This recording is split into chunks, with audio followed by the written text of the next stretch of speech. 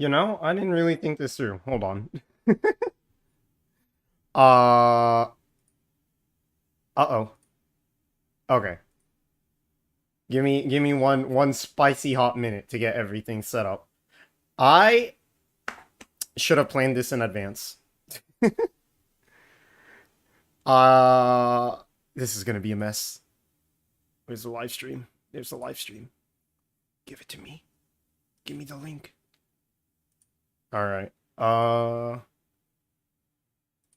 is it public? It's public. All right. Hello. You managed to find your way here. I'm going to assume that you are Sai, considering the fact that you are the one who left left a comment saying, "Can I join the Danmaku voice?" and also join the server at the exact same time. I'm very impressed, honestly. All right, give me 1 minute because I completely forgot how to set up a stream, like straight up. Uh, okay. You know what? I'm sure it's fine. I'm sure it's fine.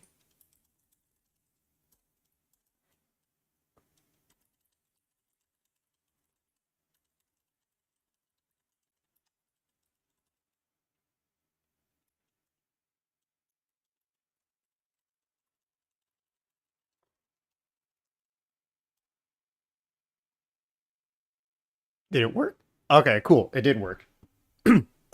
All right. So, uh, I have the tier list right here. And I think the plan for this is going to be I'm gonna start from the bottom and just start moving up to the best character. However, the idea behind this is that this is supposed to be sorted in each tier. Like every tier is going to be sorted from strongest to weakest. Um, the original plan was off stream. I was going to make my tier list and then, copy that over in real time. I did not make that tier list. So this is going to be a whole lot of fucking spaghetti based off the template that was created some days ago with other people. Great.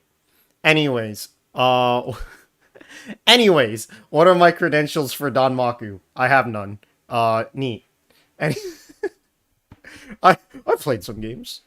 I played a few games. All right.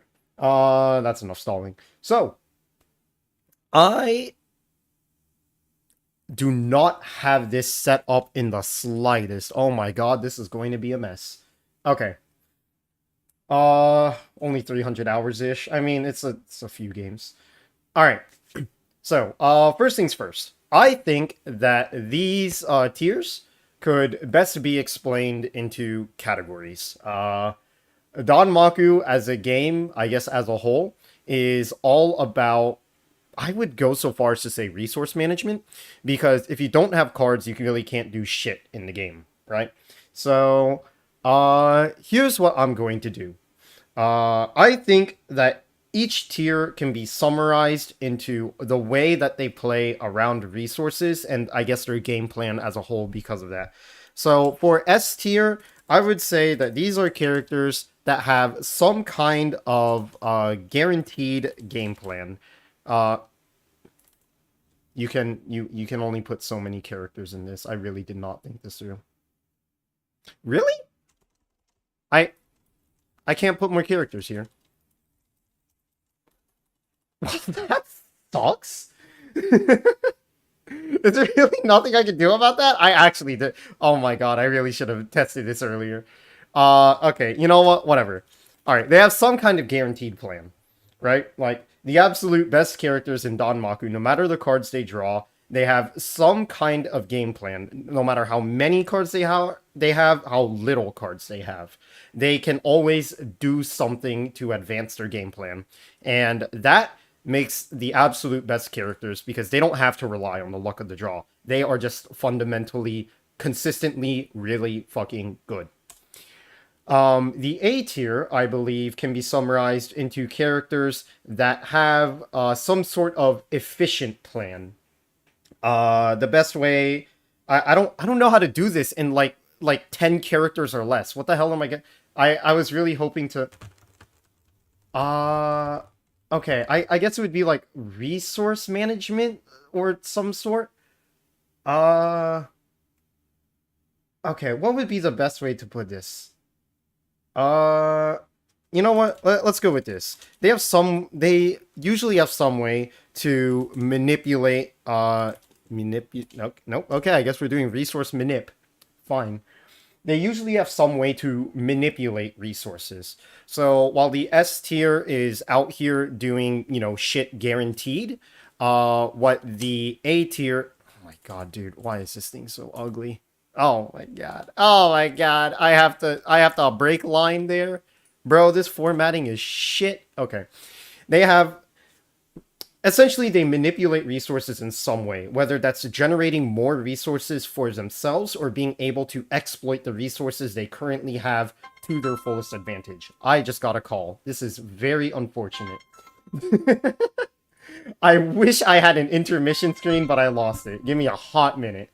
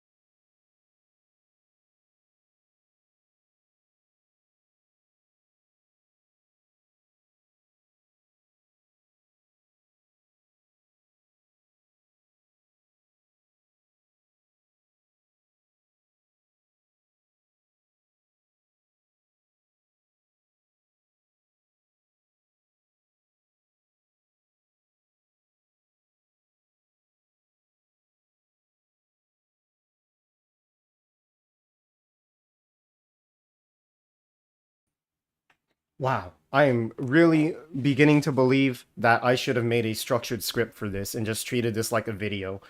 But yeah, A tier has some sort of resource manipulation. They either get to extend their current resources or they get to generate their own, which makes them really good in both the starting and the end game. But the problem with resource manipulation, if you can even say it's a problem, is that they still rely on their cards.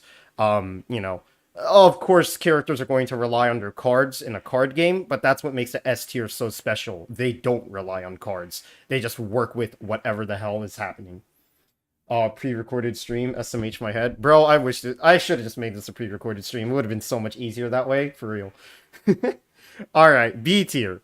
So, I would say that the B tier is simply capable characters. They can utilize resources that they have, but they can't necessarily extend them or generate them.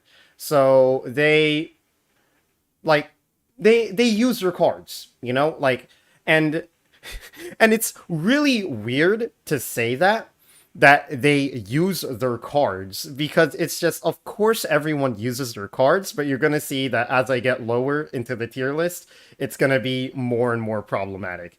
So this is going to be a really weird tier name, but just like honestly, these are just characters that you like yeah, they just uses cards well. Honestly, it's weird to say, but like any character that's in the B tier, they just use cards well. Like the cards that they have, they work. And then we get to C tier. C tier is characters that struggle to use their cards well. Wow. And what I mean by that is that they either rely on select cards in order to have a game plan, or their game plan is so fundamentally inconsistent or gimmicky that it really doesn't impact the game. So, the best way I can explain these characters is that they're gimmicks. Um, like these are the kinds of characters where in a good amount of situations, I'm not going to say the majority, you're going to find yourself saying, "Wow, my character does not apply. My character does not do anything in this situation." Those are gimmick characters because they don't synergize with their cards. Like they play the cards, but they don't use them well like they do in B tier. D tier is like the well, I would go so far as to say almost unplayable, because in the D tier these are just characters that are just wholly inconsistent. Actually, I would go even farther than inconsistent. I would say that these are characters that rely on select draw. Oh my fucking god. Dude, I can't have anything. Fine. Okay, I guess I'm doing inconsistent. But I would rather say that these are characters that rely on select draws. And what I mean by relying on select draws is that they need to have certain cards to even be a factor. Where a gimmick character, they may find themselves in a situation where their character ability or spell is not applicable. Inconsistent characters, D tier characters, those are the ones where 9 out of 10 times you're just not going to have the cards you need for your character to exist. The kind of character where if you do not draw the cards you need, you might as well not have a character card at all. You might as well just be playing a completely blank character. And then here's the neatest part about this tier list. I want to make an extra tier, but I have no fucking idea how. And that sucks. How do you make an extra tier on this thing? Save, download, reset. Okay, drag and drop, modify tier labels to the action bar on the right. There is no action bar on the right. I click on the settings cog and nothing happens. You lied to me. You lied to me. Okay. Well, basically there's going to be one more tier. Basically, there's going to be one more tier here. And if I were able to name this tier, it would be no reason to pick these characters.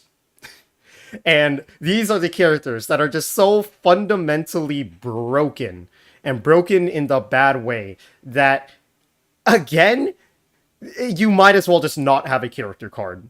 You know, like you just don't have a consistent ability or spell to rely on, to the point where you might, like, picking a character like in that tier is just so dog shit that you might as well not have a character at all.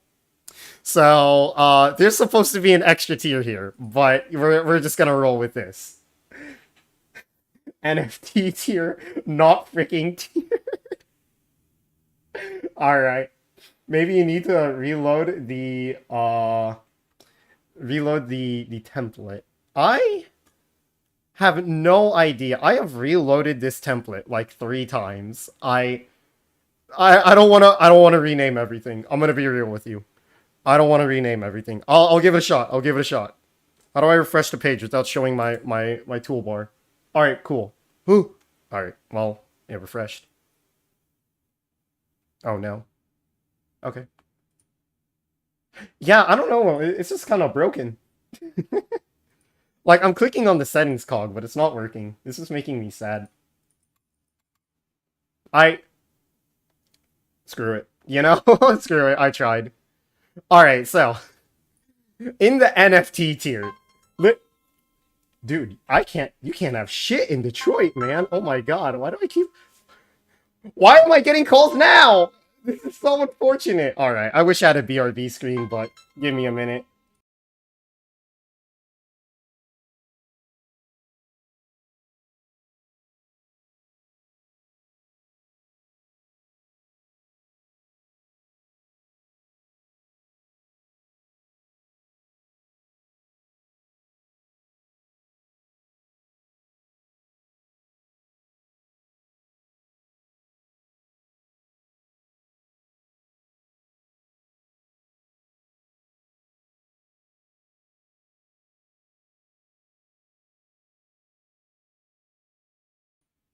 Alright, you know... You know what? Things just got more complicated. Let me pull up MS Paint real quick. uh...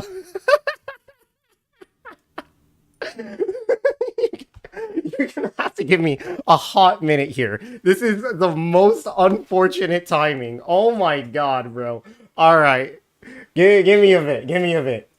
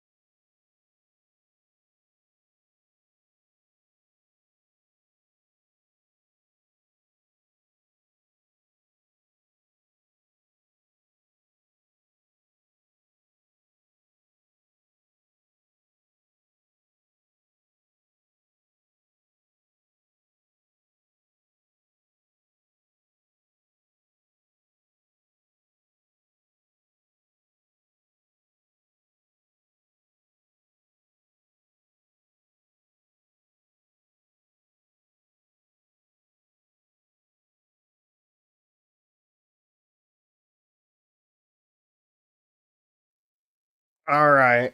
It's your boy, high quality professional streamer, back at it again with 50% dead air spread out throughout the entire stream. So, alright. You know what? Let me minimize that. I might need that again. Alright. So, I've explained everything. It's time to start tiering. So, the very... Oh yeah, no, it's gonna be hard to find the character art, admittedly. But, yeah. The very worst character in the game is going to be... where in the hell? Bro, I am not familiar with this full-size art. Where in the hell? Uh... That... Bro, come on, my suspense. Alright. It's Show. It's gonna be Show. And sitting down and actually reading the effect of show. You know what? Actually, hold on. Wait, I actually planned for this. Wow, look at that. I have tabletop sim open on the side. It's almost like he saw it from the very beginning. So, show. So, what does this character do? It'd be more accurate to say, nothing. So, what Show does is, Show does not need to discard power-up cards when she loses life. When she gains control of an item card, she may draw a card. That is the entire ability.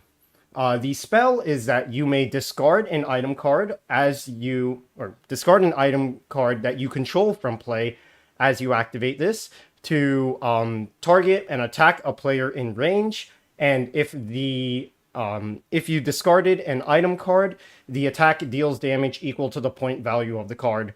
Or you can just not discard an item and deal 1 damage.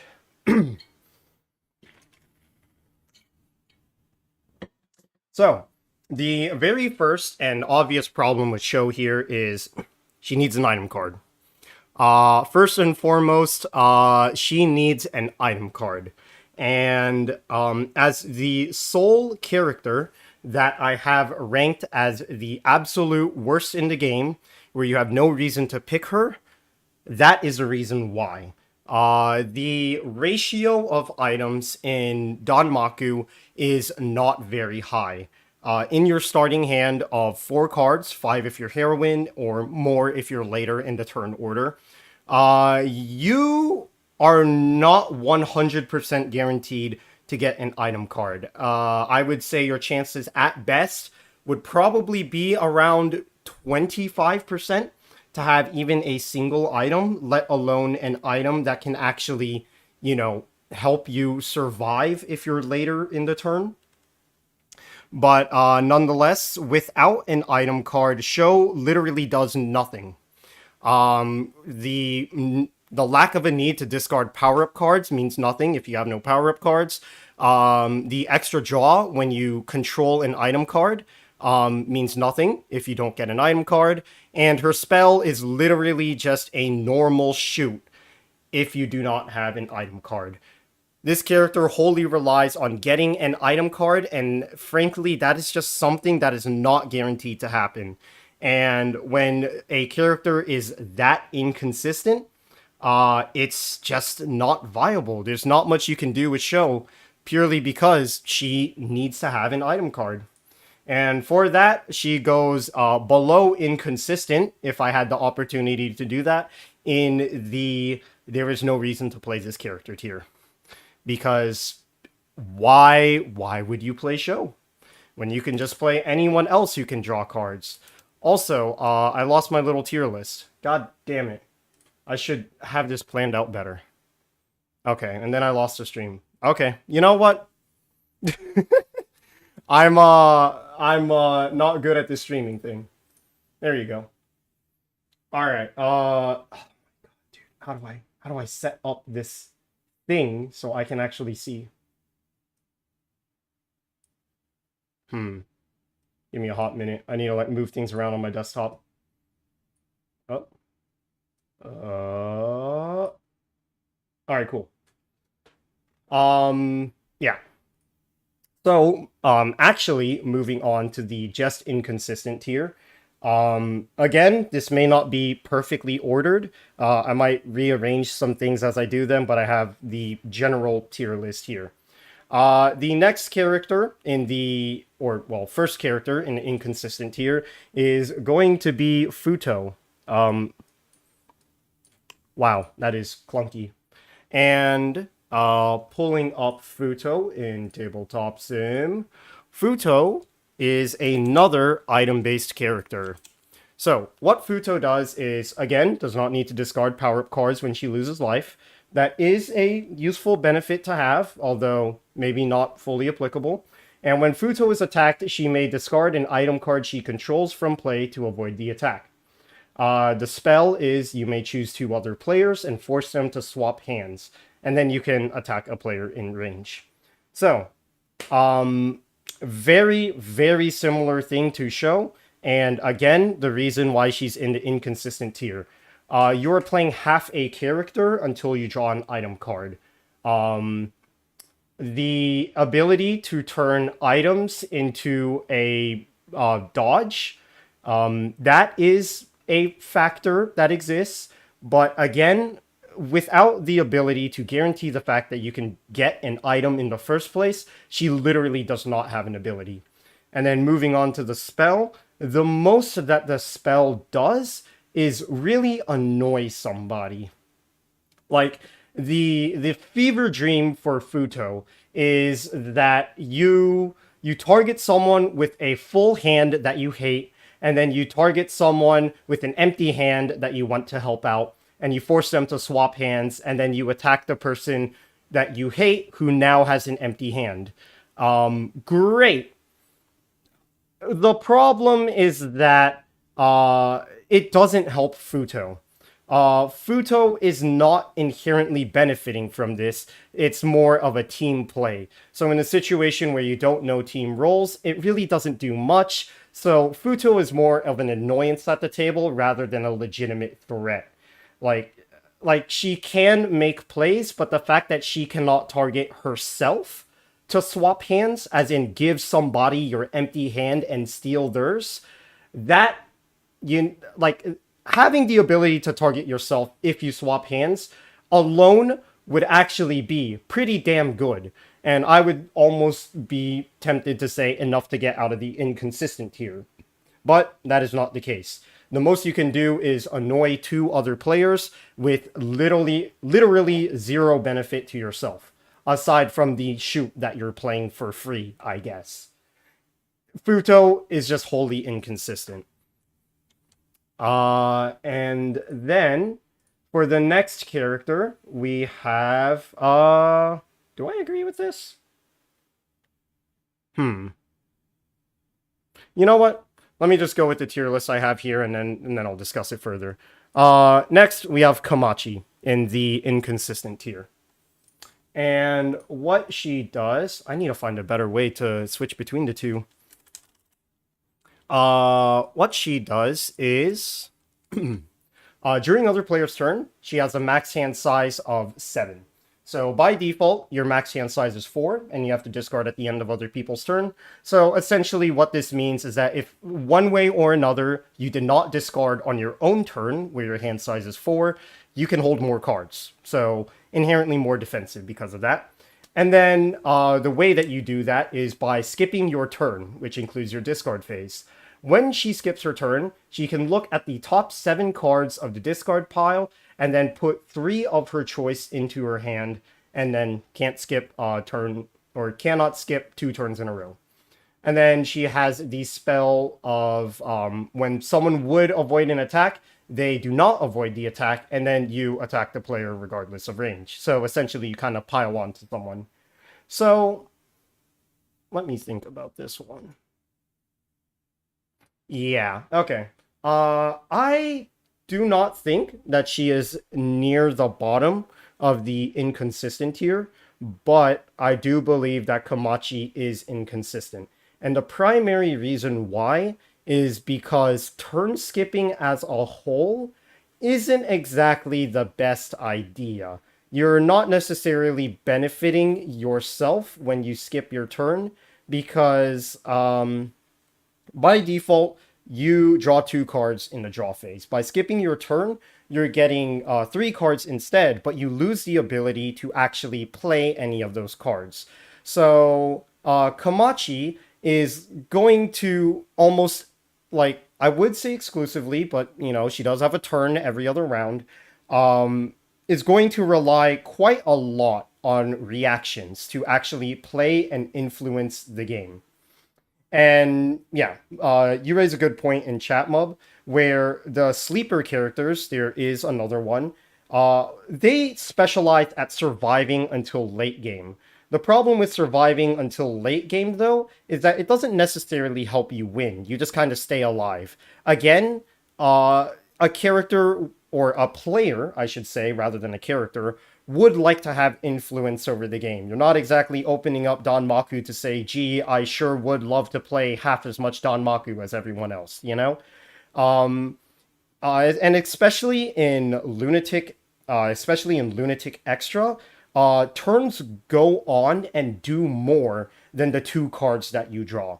Like, yes, you draw two cards, but by the existence of being able to trade for Lunatic cards and, draw cards existing, there's a very good chance that you can just extend your turn beyond two cards, which is more value than Komachi's three, purely because you're actually influencing the game.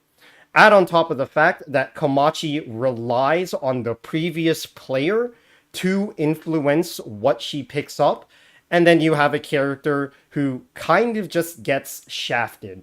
Because if you're in a low power level game state, as in let's say that there's only like three or so people left on the board, and you're doing the sleeper thing where you just survive. So they're shooting each other and they're dodging each other, but that's really it. All they're really doing is shooting and dodging. It comes around to your turn, and if you sleep, all you have in the discard is a bunch of shoots and dodges.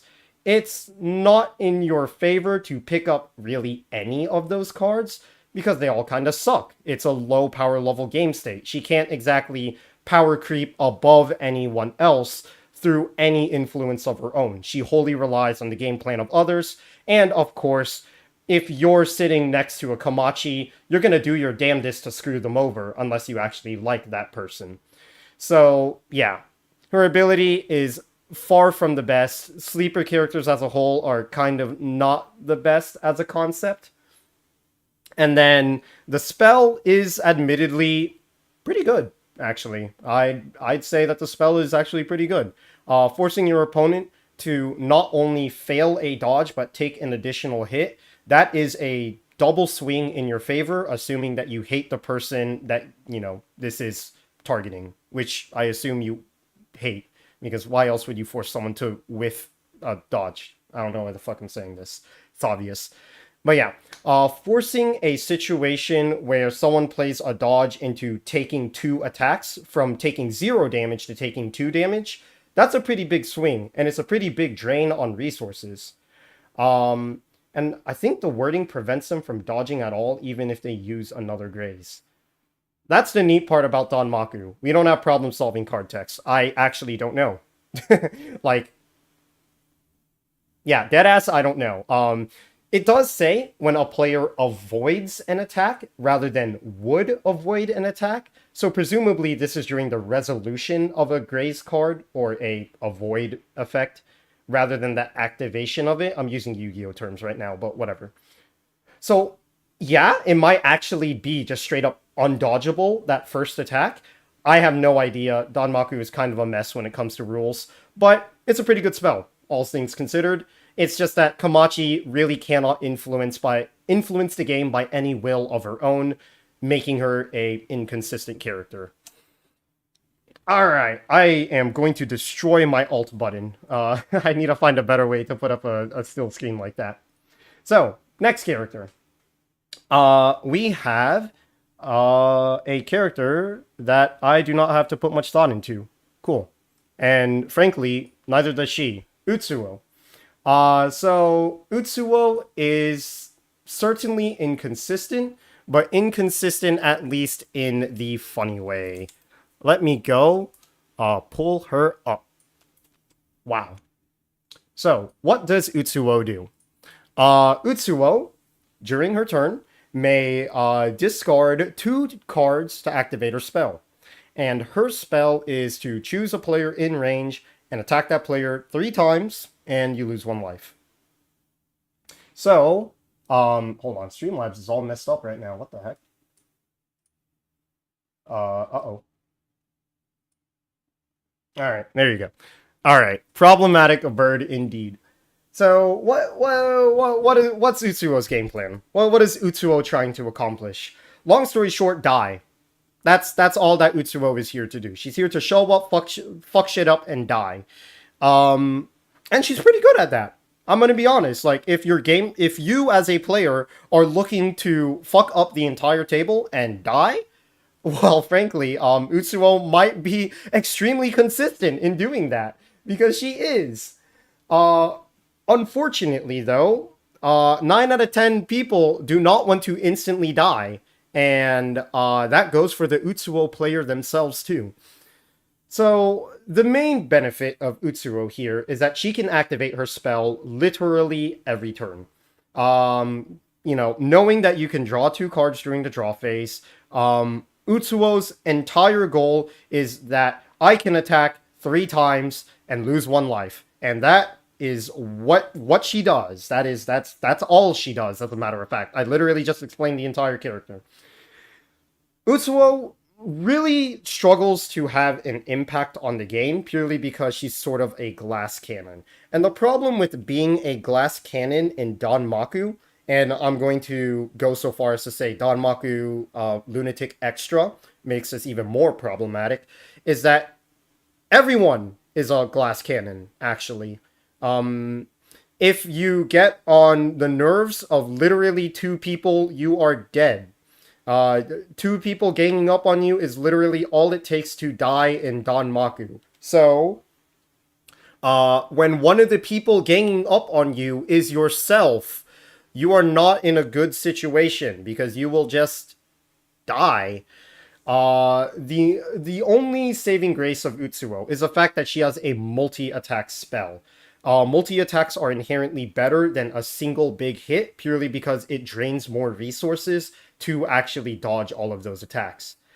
So in the end, all Utsuo does is just die violently. She drains her own health and then immediately gets slapped back and dies. There's not much to the game plan of Utsuo, honestly. Like, this isn't a complex character. It's really simple. But the problem is that simplicity comes at the cost of being able to play the game, because you just don't get to. Yeah, Utsuo is here to make sure that the table is chaotic, but if you literally cannot kill someone turn 1, then you are going to die turn 1. And that's just kind of how this bird works. It is unfortunate, but, very strange character. So, next character, who is also inconsistent, is, surprise, surprise, going to be another item-based character. Who could have seen this coming? Who would have thought that relying on a category of cards, which is relatively rare, is going to fuck you up? I have been stalling this entire time, and I cannot find the fucking character. Where the hell is Alice? Literally, where the hell is Alice? I genuinely cannot find Alice. I have never seen this card art before. I play on Tabletop Sim. I only know Chibis. Chibis. Shut up. Wait, am I fucking stupid? Wait. Wait, guys, where the hell is Alice? Oh. Oh, no.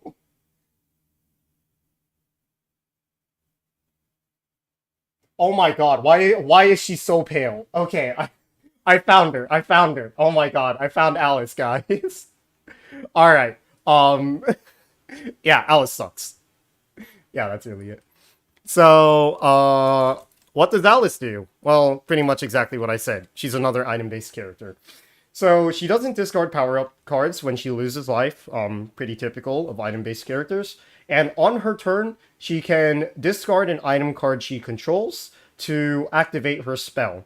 So, she gets to turn an item into a spell. Again, the problem is, how do you get that item? Alice is unique in the fact that she actually does get items. So when she activates her spell, she flips cards from the top of the deck until she reveals an item card, and then she puts that card into play, essentially equipping it. And then all of the other cards go into the discard pile, and then she can attack a player in range. So the idea behind Alice is that you always have a item. And that's neat, that's a lot more than the 2 other item-based characters we've seen so far can pull off. The fact that she's actually able to search an item herself is actually pretty good. The problem with Alice is getting the ball rolling, essentially. If you draw a spell card, then yes, you get an item, and then you get your attack, and then you can start the loop. The loop being, oh, it's my turn, I activate my spell, get rid of my item, put on another item, attack a player in range. You essentially have Like, if you can start the loop and, it doesn't get broken, as in you lose your item, you have an attack every turn off of a single spell card or a single item card, which may have started it. Pretty good. Um, the problem is what exactly she's trying to accomplish here. Because, first of all, the majority of items in the deck are going to be power-ups. And by power-ups, I am explicitly referring to power. Um, if Alice gets a power, there's not much she can do with it. You'd be turning the one extra range and one extra Danmaku into an attack and a different item. And with the limitation that you can only activate spells once per round, she's going to be cycling items very slowly. So when you're playing Alice, you're kind of hoping that the sole item that you pick up are defense items. Defense items, or artifacts, I should say. And those are the cards that are actual powerhouses, the cards that actually manipulate the way you play and protect you. The problem with that is these are items that you want to keep. And for the sake of trying to activate her spell, you're going to have to get another spell card. It is possible for her to slowly build up a plan of stacking items, but at the same time, items are not long for this world in Danmaku. There's a fair amount of removal, and when your gameplay is so slow and non-threatening as to just build up a defensive wall without exerting any offensive pressure, Alice struggles in that sense. Because, you can just get everything stripped from you before you really get the ball rolling. The Alice fever dream is to get a defense item and to get an artifact. First and foremost, the chances of getting a defense or an artifact is relatively low. Again, the most common item is going to be a default power, and that's just going to be something that you scrap for the sake of trying to get a different item.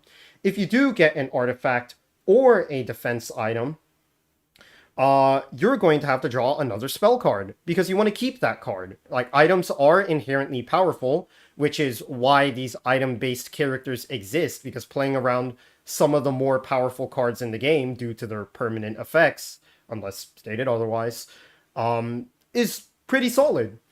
But you're going to lose it. You're going to lose it with Alice. Like, you're going to have to hard draw into another spell card, and once, essentially, Alice only becomes a good character once she gets a defense and an artifact item.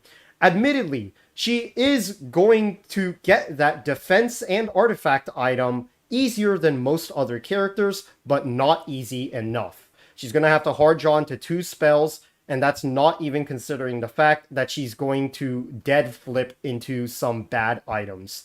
And again, when it takes over 2 rounds in order to actually accomplish this goal, it's just not going to be feasible, especially as soon as the first seal away is played and then you cry in the corner.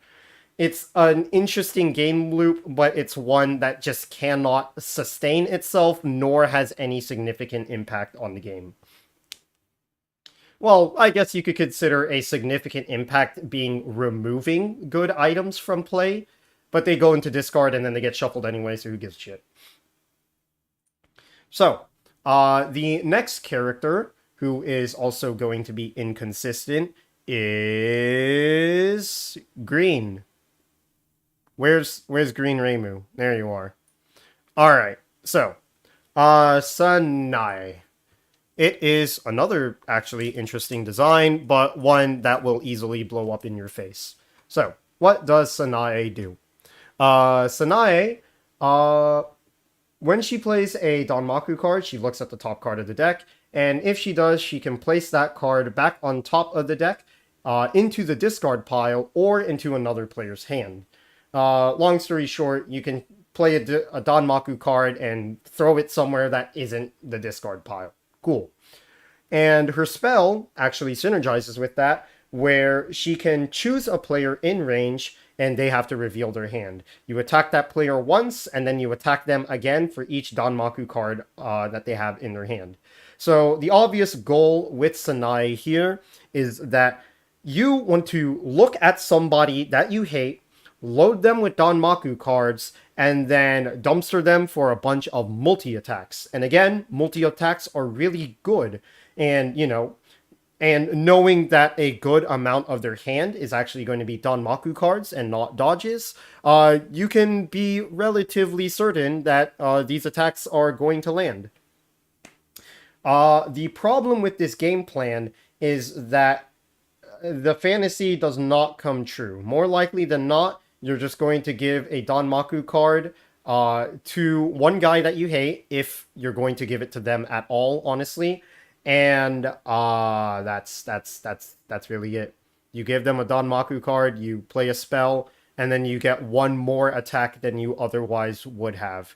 If they're unlucky and they have a handful of Danmaku, great job. But there's a reason why she's in the inconsistent tier, because you cannot rely on that happening. First of all, you need to actually draw that spell card. Second of all, the idea of loading your opponent with Danmaku is problematic in two ways. The first is, how are you going to play those Danmaku? She doesn't have an increased Danmaku limit. She can only play one, by default. So you're going to have to get items, and once you throw items into the mix, then you have to consider the second problem. You have to load them with Danmaku and attack them on the same turn. Because, considering that we're playing in Lunatic, during the discard phase, your opponent can turn every single Danmaku card that you gave them into Lunatic cards.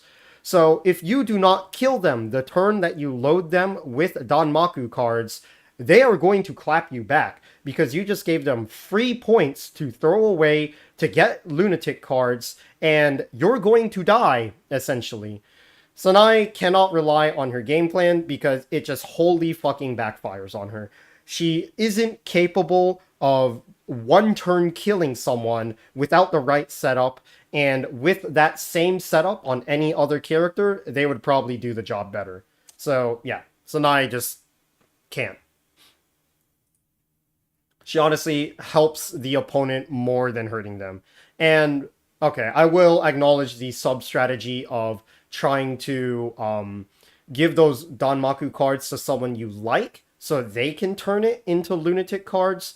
But, as it is with support characters, kind of like Futo, helping someone out isn't necessarily directly impacting the game state, especially when shoot cards or rather, Danmaku cards are relatively low in point value. So, damned if you do, damned if you don't, basically. Sanai just struggles. The next character, who is also going to be inconsistent, is the other sleeper, Mei Ling. So everything that I said about sleepy characters on Komachi applies here. The reason why Mei Ling is going to be better is because, she has the same max hand size on other people's turn, and when she skips her turn, she draws 4 cards instead. First of all, drawing 4 cards is just straight up an additional card, one more than Komachi, which is already good. On top of that, you're not getting screwed by the game state. You are drawing cards independent of what other people are playing. The fever dream for Komachi is that people are playing in a high power level state. But if people are playing in a high power level state, you're probably also going to die, because Komachi kind of can't defend herself unless she picks up reaction cards when she sleeps. Kind of defeating the purpose of sleeping. If you're picking up reaction cards, you're not picking up power players. And if you're picking up power players from the ability, you're not playing them because you were asleep. Mei Ling sort of fixes that, because she can get reaction cards and the power playing cards, but again, she can't actually play anything. She skipped her turn. So, cool. So yeah, Mei Ling basically has the same problems as Komachi, but to a lesser extent, just by virtue of drawing cards. Her spell is to, when someone else attacks, draw 2 cards, and attack the attacker regardless of range. And this actually does go hand in hand with what Mei Ling does better than Komachi, and that's just having more resources. Komachi runs herself dry when she tries to sleep, and Mei Ling can kind of self-sustain herself because when you skip your turn, you can still draw 6 cards. You draw 4 from the ability, and then if you have a spell, you could draw 2 more. So that's a good amount of cards, and you're actually going to have an impact on the game. The problem is that you're asleep. Sleeping characters just cannot access half or the majority of the deck because playing action cards requires you to have a main phase, and that's something that you skip. And yeah, like Mei Ling in a low power state can very, very easily pull herself out of a bad situation. Like if everyone's got empty hands, then Mei Ling can pull out 6 cards from literally 1, or rather literally 0, because you could just skip your turn, draw 4. If one of them's a spell, draw another 2. Pretty cool. Problem again, you're asleep, and sleeping characters just have very small impact on the game. But Mei Ling actually pulls it off better because if you do survive to that late game, you're more likely to be well prepared for it. The problem is that people who actually play the game are going to be even more well prepared than the cards that you draw. So, going to the next character, and based off of this template, the final character that is inconsistent. Let me go close the door. Surprise, surprise, it's going to be another item-based character. That character is... That's her. Nitori. And what Nitori does is... Nitori has +1 distance and can discard a item card she controls to draw a card. And that's it.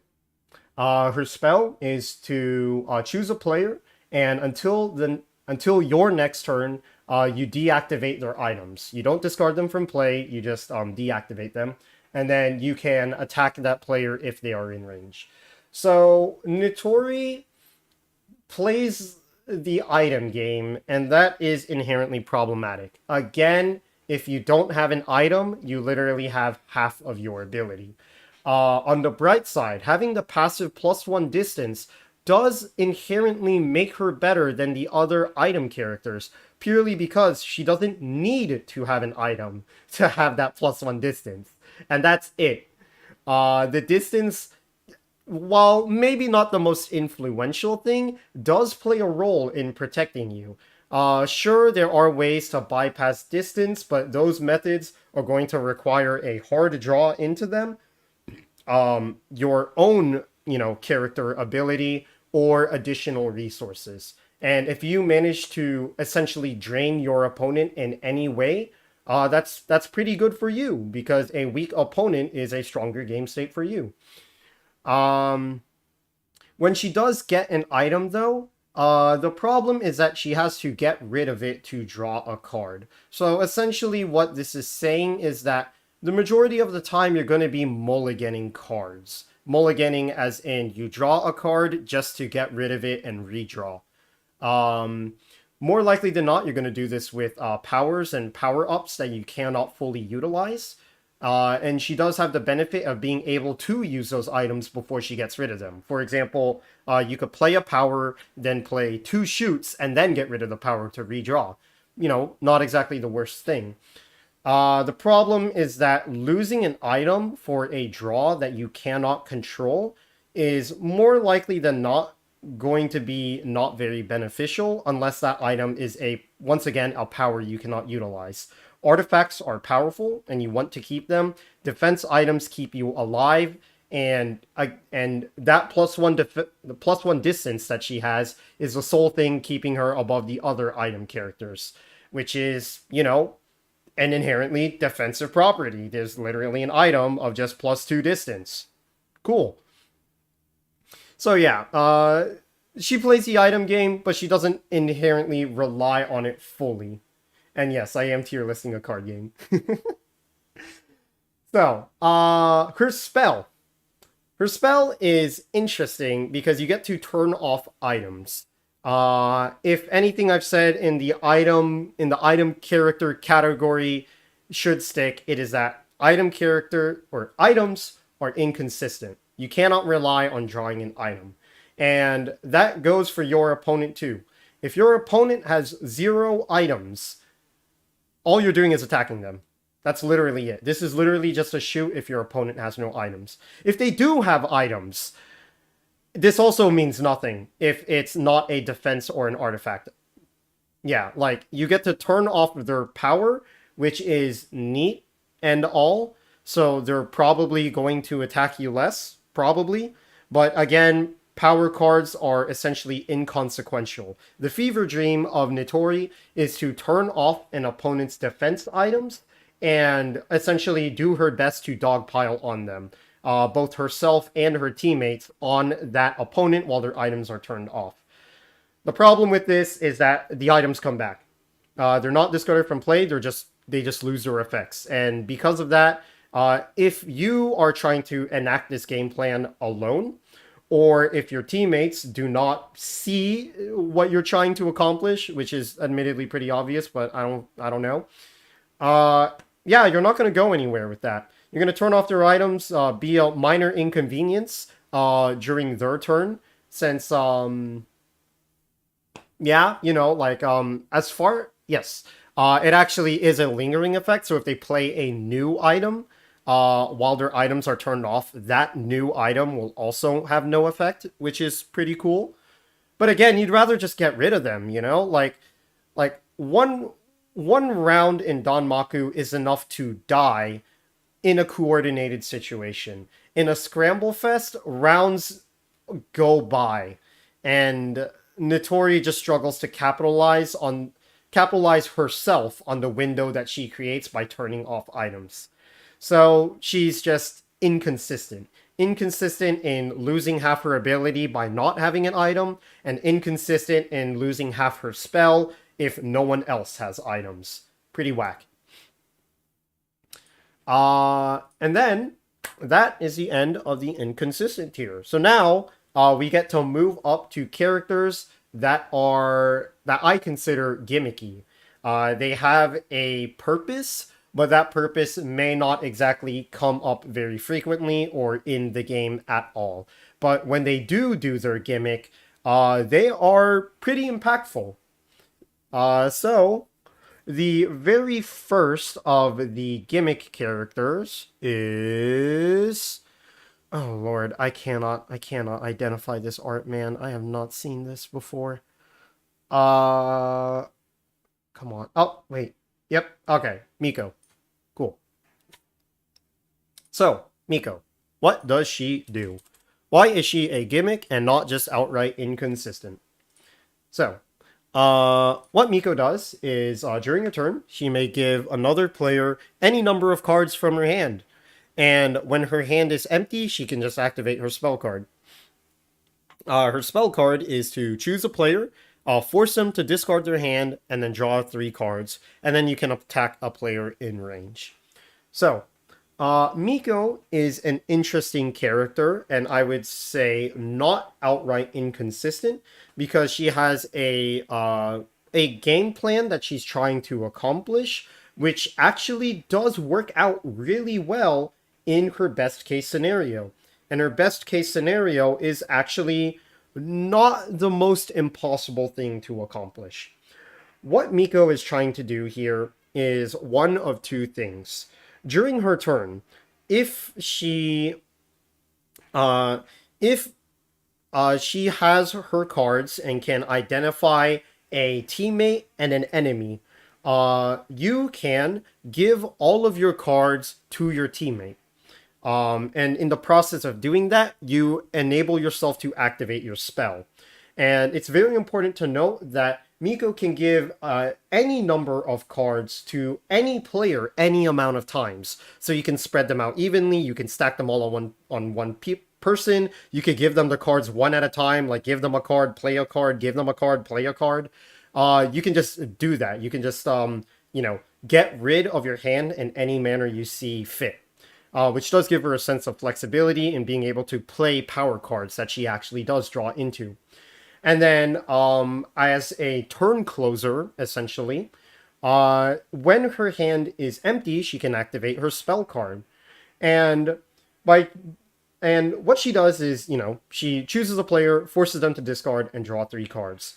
The first and the first thought that might come to mind is that you can disrupt an opponent's hand. If they have an exceptionally large hand, and maybe not even exceptionally large, if they have 4 or more cards, you can kind of ruin whatever plan they might have by forcing them to discard it and draw 3 cards. Alternatively, if for some reason your allies are all dead and you gave your opponent all your cards to activate your spell, then that means that the cards that you gave them, which are presumably dead because you should have used all the good cards before giving them, you get to get rid of all of the cards and all the bonuses that you may have given them and force them to draw 3 new cards. However, more importantly is that you can choose any player. It does not have to be another player. What Miko can do here is after emptying her hand, she can refill her hand. She can give her entire hand to someone else, to an ally, draw 3 cards herself by targeting herself with her spell, and then attack a player in range. That actually generates a good amount of resources for your team. Assuming that this is a full-on zero-hand situation, you just turned your 2 cards into 2 cards for a teammate, and then 3 cards for yourself. That is a 5-card draw, essentially, for your team. But again, the reason why this is a gimmick is because that's the fever dream. You're gonna find yourself in situations where you may not have a teammate. You're gonna find yourself in situations where who you think is your teammate is not your teammate. You're gonna find yourself in situations where the 3 cards that you draw are just completely dead. You're gonna find yourself in a situation where the 3 cards you force your opponent to draw are actually better than the cards that they discarded.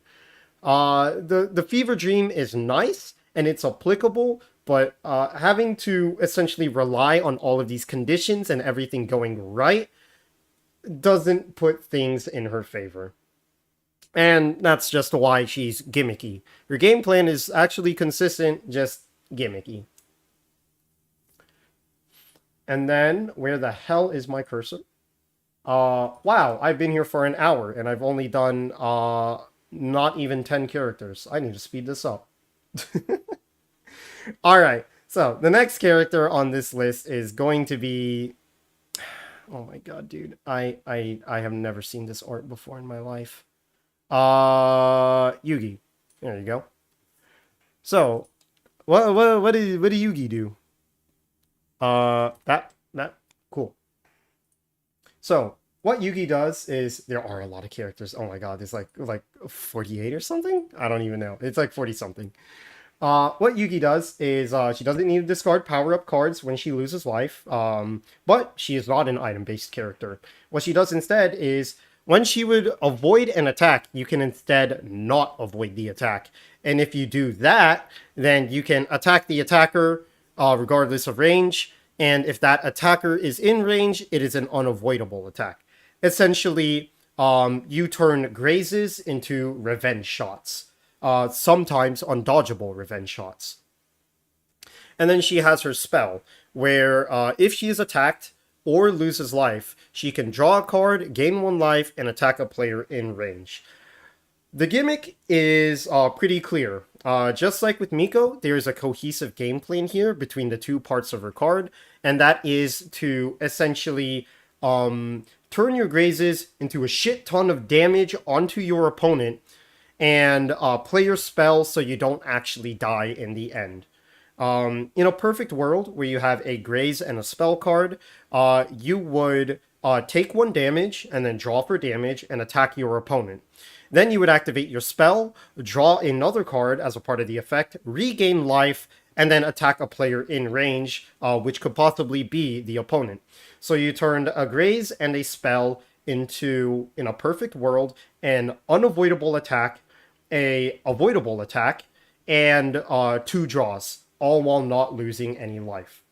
That is a fever dream, which sounds really good if you could do every round.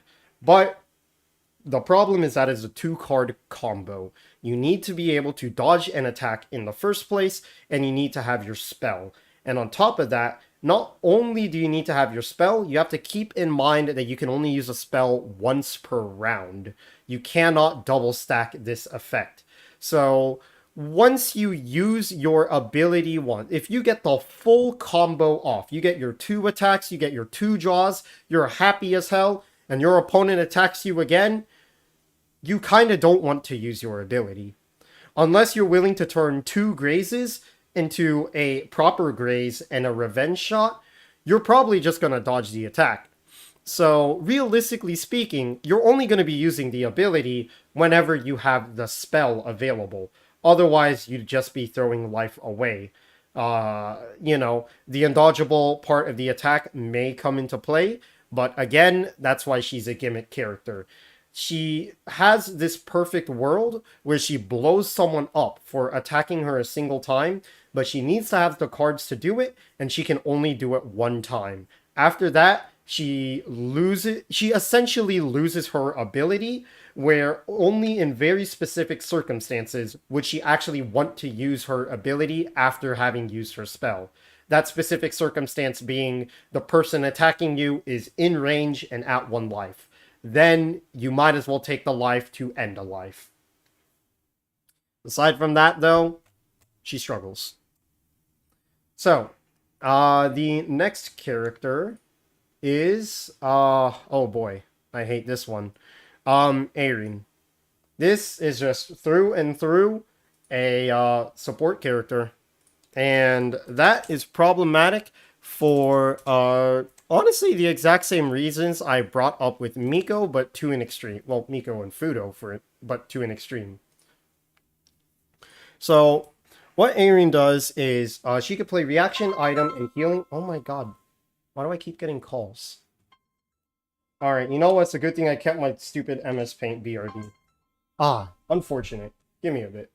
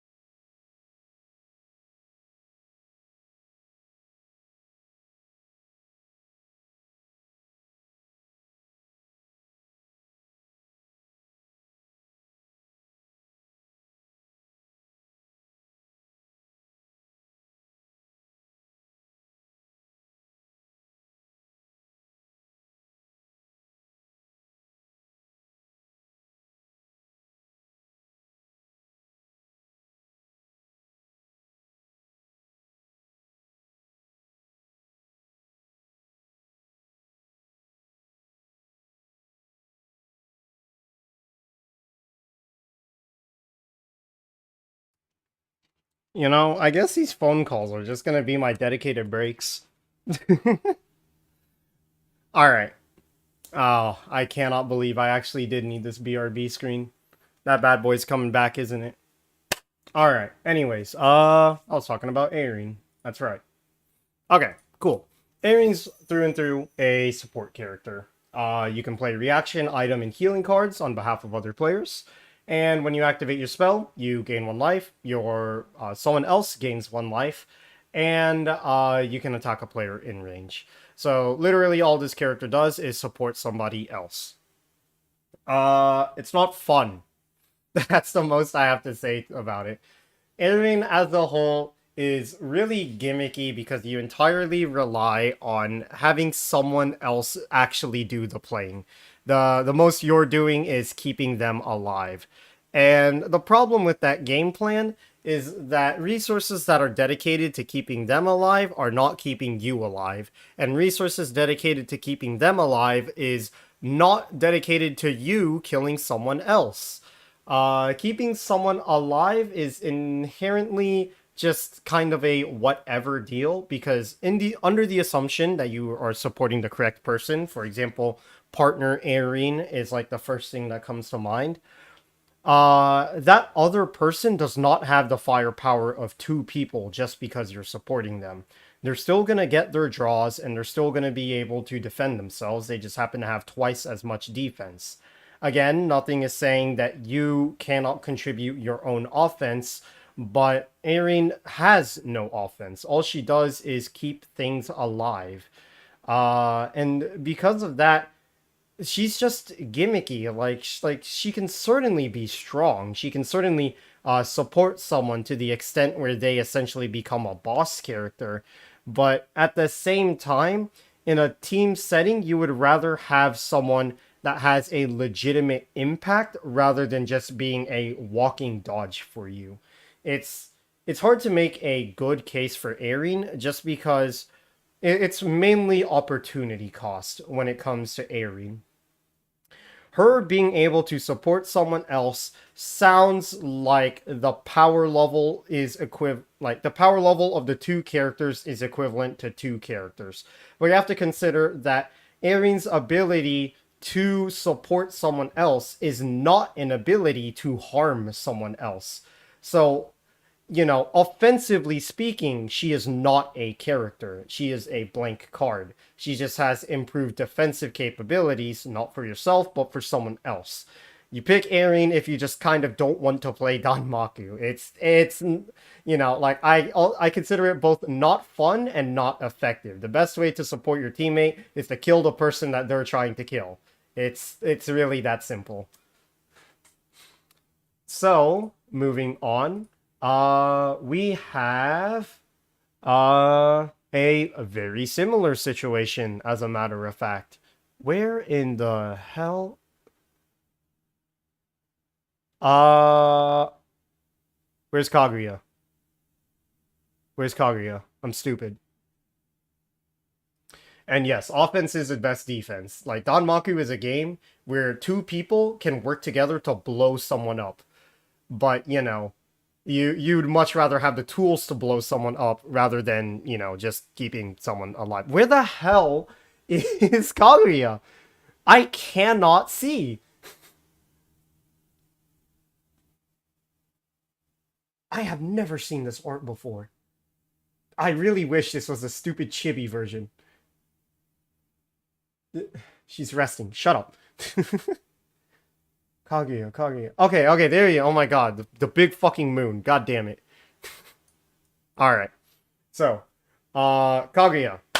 Very similar situation. Let me go pull it up. Kaguya.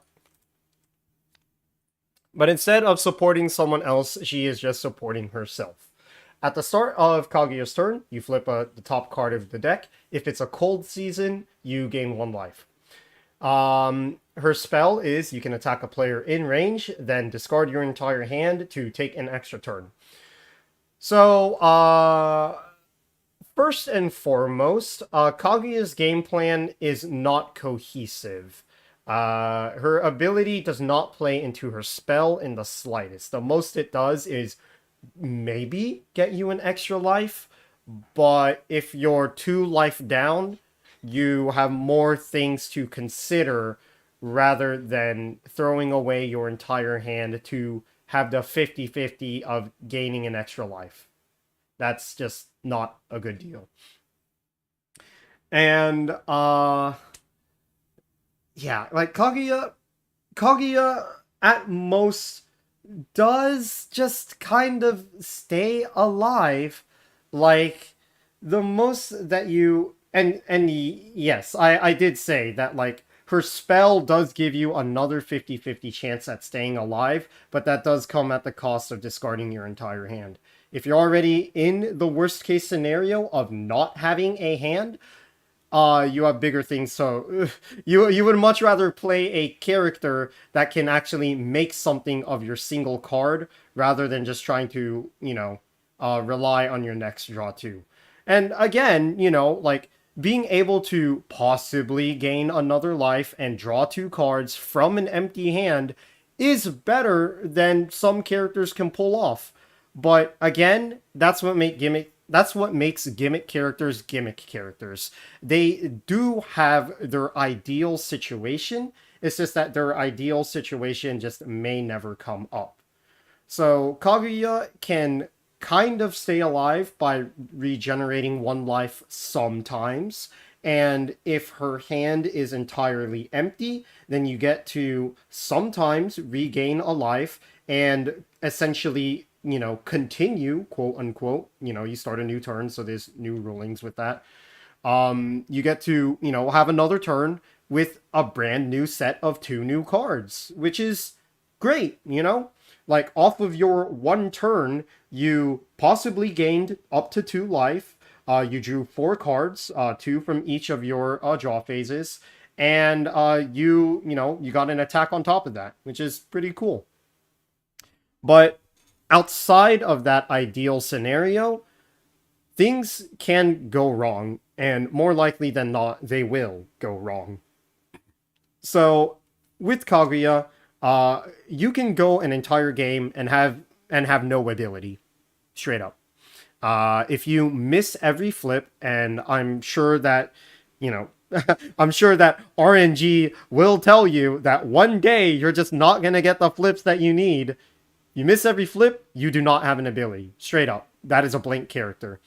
And without that ability, there's not much that she does. And while while it is true that gaining life doesn't require interaction from the opponent, the problem with gaining life is that kind of just that's only a good deal compared to dodging an attack, for example, on a border, if you're not getting hit twice. With Kaguya, if you're losing 1 life a round, then you're stable. If you're not losing life, you have no ability. If you're missing every flip, you have no ability. There's just a lot of situations where Kaguya just, her ability just doesn't come up. And it's problematic because of that. It makes her gimmicky. She can theoretically be tanking, but what are the chances that actually happens?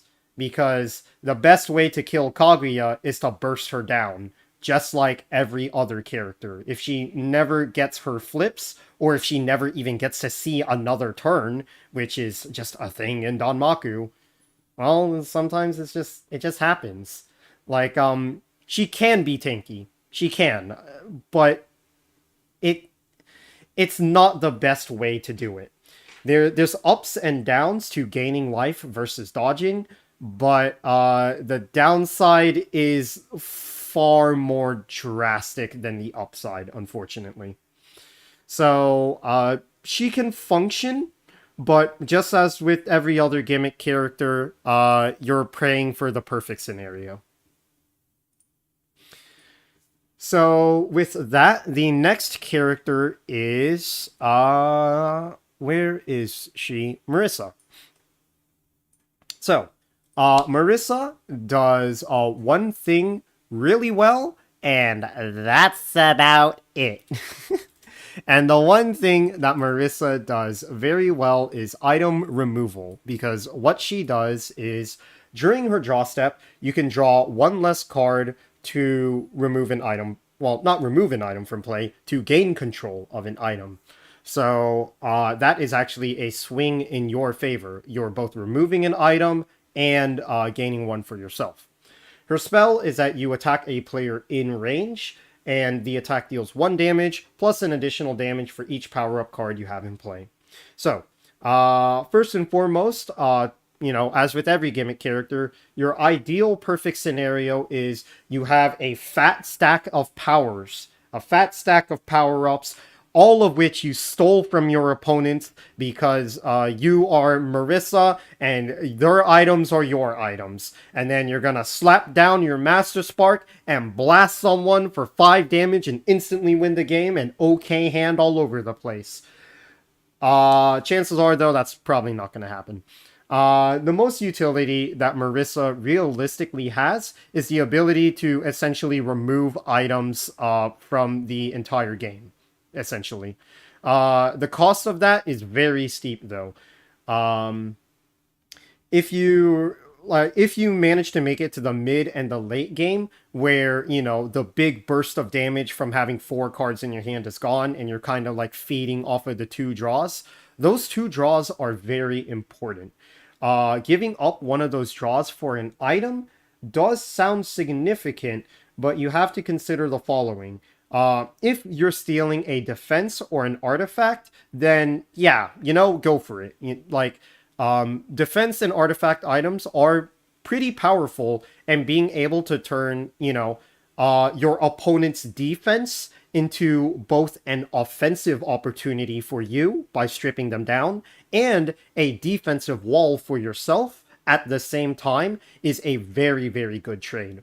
However, if there are no defense or artifact items in play, but there are powers in play, you can steal that. It would certainly be weakening an opponent, but it really wouldn't be advancing what you want to do. Because inherently, power-up cards that are not Supernatural Border, because that's a power-up defense card, but raw power-up cards don't do anything by themselves, essentially. Essentially, the only raw power-up is power. Let's just say power. And what power does is it increases your range and it lets you attack an extra time. Well, the only time you can use that increased range and use that extra attack is if you have an extra attack. The problem with that is you gave up a draw in order to steal that power.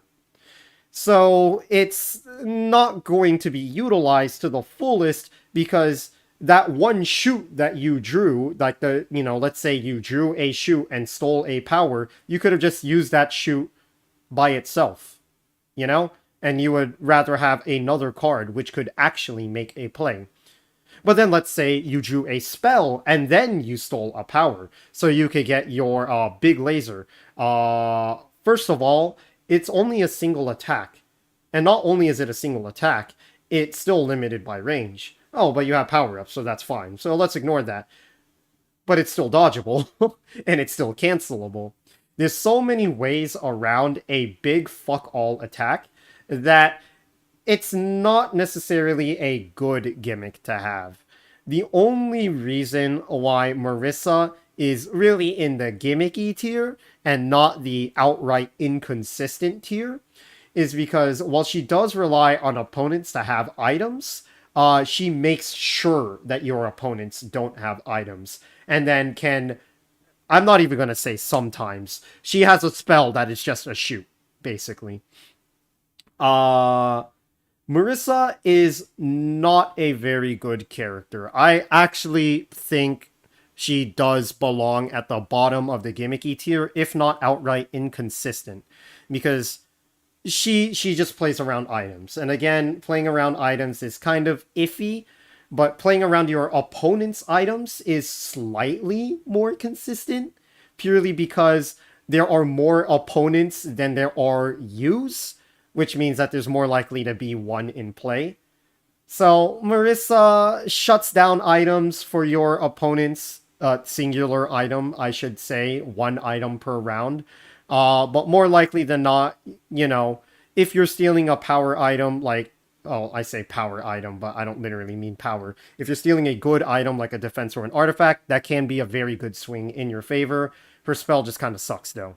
Like, there is synergy between her ability and her spell, but if you're using her ability to play around her spell, the opportunity cost is too huge. You're stealing an item that essentially does nothing unless your spell lands, and there's so many ways for your spell to not land that it's not reliable. And with that said, you know, this isn't exactly perfectly ordered, but yeah, no, this Marissa's kind of going in the dumpster of gimmicks. It kind of works, but mainly doesn't. So the next character is Patchy. Patchy is a funny gimmick character because, let me pull up the tabletop. What Patchy does is she has a max hand size of 7, period. Unlike the sleepers, she also keeps this 7 max hand size during her turn, because she doesn't sleep. And then she starts the game with 7 cards in her hand. Her spell is to draw 2 cards and attack a player. It's a very simple character, and she plays out pretty simply, honestly. The main reason why I consider her a gimmick is because that 7 max hand size will almost never come into play. Danmaku is a game where you can slap down a bunch of cards. There's literally no limit on any card you can play, aside from, you know, the invocations and the Danmaku. You know, the Danmaku of which can be expanded. So you slap down a lot of cards in Danmaku. On top of that, you take into account trading for Lunatic cards, and, you know, hand management isn't exactly a challenge in Danmaku. Having the privilege of 7 cards in your hand versus 4, or 8 versus 5 if you're heroine, isn't the biggest thing. What does make her good, though, is starting the game with 7 cards in hand, 8 if she's heroine. That gives her a starting burst of power that is almost unmatched. Just having the sheer amount of resources from the start of the game just makes her a powerhouse in early game that no one else can really come up to. Like, just the virtue of basically having twice as many cards as anyone else in the same game state really makes her a threat to whoever she hates, or can set her up for the late game. You know, and again, throwing in Lunatic trades, she can have access to some of the most powerful cards in the game right off the bat at little cost to her, you know? Like, Danmaku and spell cards are limited, so they make very good fodder if you hit your limits for a Lunatic draw. With her spell, she does draw 2 cards and attack a player in range. Not the most exciting thing, but, you know, it plays into the whole resource management that she has. And with all of that said, it's draw 2 cards. You know, you really can't go wrong with drawing 2 cards. So, in the end, the reason why Patchy is only a gimmick and not any higher than that is because she burns bright, but she burns fast. She has a very, very strong early game, but once you cash out all your resources, it's going to be hard to follow up on that. Like, yes, having access to a grimoire, or rather having more likely access to a grimoire every round, is certainly a boon for her. She's going to have to rely on that starting hand giving her the resources she needs. If her extra cards that she gets in her starting hand are pretty much dead draws, like just a bunch of 1-point shoots, then there's not really much that you can do. You'd just be playing a normal character after that. Again, it's going to be really hard to come back up to your max hand size of 7, because her only source of drawing is her spell. And when Grimoire is a card that already exists, it's you're gonna struggle to get 7 cards in hand anytime after the start of the game. But yeah, I've been talking in circles. She burns bright, she burns fast. She has a very impactful early game, but because she cannot fully capitalize on those resources to steamroll the entire game, she burns out. And as other people have more rounds to catch up, she's going to get chipped away at. They're going to chip away at her resources. They're going to chip away at her items. And after that point, Patchy is just a character who can sometimes draw more than other characters. Aside from that, she'd essentially be a blank card. So she's gimmicky. If you can make the early game work with some really powerful draws, you can really get the ball rolling. But if you're unfortunate or the game just drags out too long, you're just not going to find yourself in the best situation. The next character, who is also going to be a gimmick, is certainly a gimmick when you read her card. It's Cirno. And Cirno, what she does is a very funny reference to being stupid. No, it's not. It's a blind spot. So Cirno has +2 range, but players at a distance of 1 from Cirno are not in range if there are 2 or more other characters, and she can loop around the table. Essentially, this is a simplification of a situation, but if you are sitting right next to Cirno, Cirno cannot hit you. But if it's a 4-person table, for example, Cirno can hit the people next to her by looping around the wrong way. So, assuming you have a circle, so you have Cirno at the bottom, player to your right, player directly in front of you, and player to your left. You can hit the player to the left by going in the order of right, in front, and then left, because that would be 3 range, loop back around, and you're hitting the person next to you. Very strange, very gimmicky, very funny. Yeah. But whatever. It's not about the blind spot. Her spell, she attacks the player in range, and they just straight up skip their turn. For the same reasons that sleeper characters are bad, Cirno is good. She forces someone to lose their entire turn. Everything is just gone. They can't draw cards. That's really the important part. They can't draw cards, and they can't use the cards in their hand. Well, I mean, they can if it's reaction. You know what I mean. Being able to skip a player's turn is actually a very strong card. It's a very strong spell.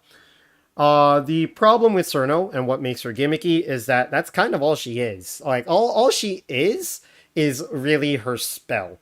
And even if a player dodge, it does force them to skip their turn, which is significant. Cirno can get a sort of steamroll going in a 1v1 situation purely by having spell cards. She can have twice as many turns as her opponent. She can pull off the Kaguya game plan of having extra turns, just, without the healing, I guess. And she doesn't have to discard her hand, which I feel like is more important. So being able to target someone that you hate, make sure that they don't have a turn, and then dogpile them, both with your current turn and your next turn, because, they lost their turn, and then whatever teammates may be doing, Cirno can, almost shut someone out of the game. The main reason why she's a gimmick, though, is because the perfect world is that, you declare the death of somebody.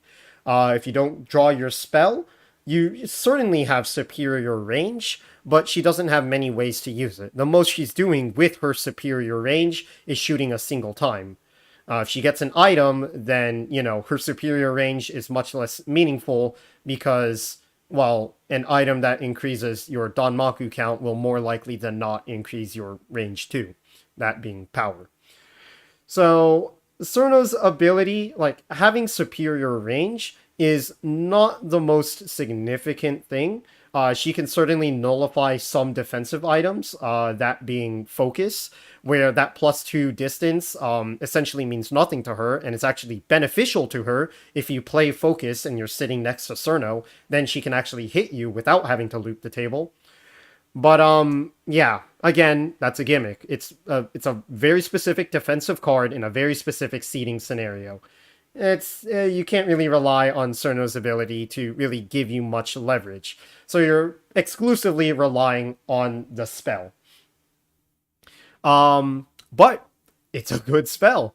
There's really not much you can say about it. Even if your opponent dodges the attack, they lose their turn. You know, like it's a very, very, very good spell. But it's just her spell. That's all she has. She just has her spell. And because of that, it's a bit unfortunate. Good gimmick character who can just kind of, remove someone from the game sometimes. Danmaku sponsorship when? Go ping Moogs. Go tell him. Also, no. No, I don't play this game. Oh, bro, I've played Danmaku. I've played like 3 Danmaku games in my life. I've never played this game before. Anyways, next character. Gimmicky character still is going to be... Oh, I saw her like 3 times while I was looking through this. Okay, Yomu. There you go. Yomu. So, what the Yum doing? Let me go pull her up on the side. And what Yomu does is, when she plays a Danmaku card, she can attack an additional different player in range. Before I get into that, let me go into her spell. And, her spell is that until your next turn, all players are considered in range. And she gets to attack a player and attack a different player. So, first and foremost, the most obvious thing wrong with Yomu is that she struggles to close out games. And by that, I mean, if Yomu's in a 1v1 situation, she is a blank card. She has literally no ability if there is no different target. Even if it's a 3-person situation, if you have an ally, you are still a blank card. Because what are you going to do? Play a Danmaku and attack your teammate? Of course not. And her spell is essentially just an overglorified Danmaku for her. It lets her access the additional target attack where, she gets infinite range, which is super cool, actually.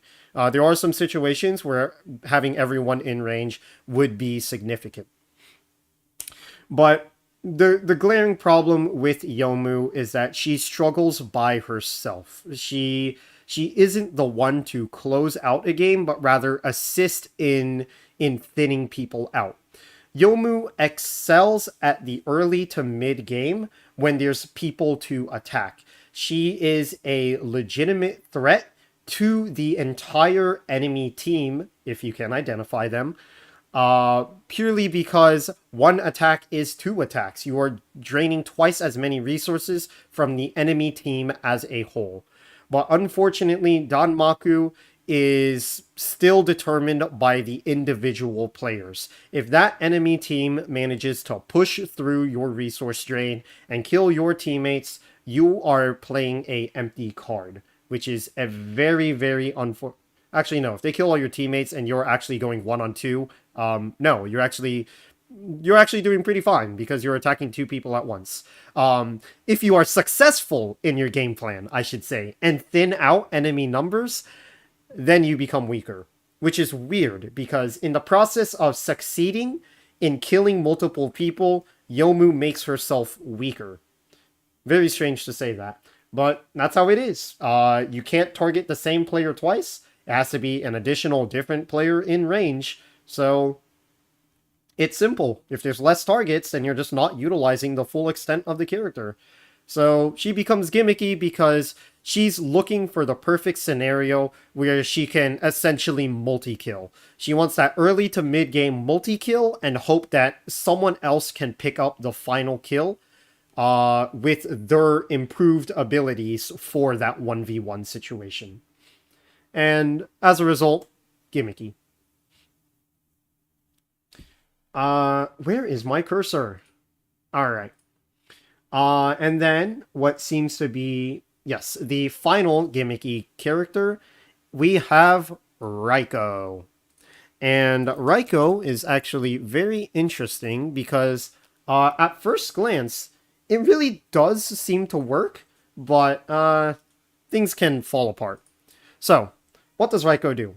On her turn, Raiko can discard 3 points worth of cards from her hand to activate her spell card. An important thing to note here is that the default invocation spell card is a 3 point card. So if you're throwing away a 3 point card, that is essentially the same as activating your spell from a spell card. But she does actually use a spell card. She gets an additional bonus. If she uses her spell card from an invocation card, it is uncancelable, which actually is very significant. Because her spell is that she can attack a player in range, and that attack deals damage equal to the number of consecutive rounds that she has successfully activated Pristine Beat, that being the spell. So the first time you activate it, 1 damage. The next round, if you activate it, 2 damage. Next round, 3 damage, 4, 5, keeps going. Well, I mean, it doesn't really need to go above 5 because, yeah, the max life is 5. But she has a very obvious game plan. She wants to build up power over time. With her ability being a 3 point discard, she can very, very consistently access her spell. Only on the absolute worst case draw will you not be able to activate your spell. That being, you just draw 2 1 point cards. And this is actually much better than Utsuo's condition, where Utsuo is to discard 2 cards. Because again, if you have a 3 point card, that's all 1 card for a spell. If you have 4 or 5 points, 1 card for a spell. You get a better deal that way. And having the bonus of being uncancelable at the most important time when you've built up enough power over 4 rounds and you want to one-shot somebody, having that be uncancelable is a very nice protection to have. So you can hold on to your invocation card for the big beat that you need. The problem with Raiko is the fact that the most that she can do is just one big attack. Same problem as Marissa, the one big attack is still dodgeable. You can negate everything that she's doing just by having the right card at the right time. However, she's more threatening than Marissa by a lot because she keeps getting to do that damage. Where Marissa needs to draw another spell card, Raiko just needs to draw, period.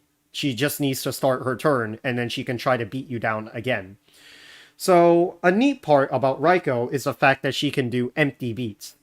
You may attack a player in range in her spell. She doesn't have to. So, you have the option of activating her spell, not declaring anybody, and still getting the damage bonus.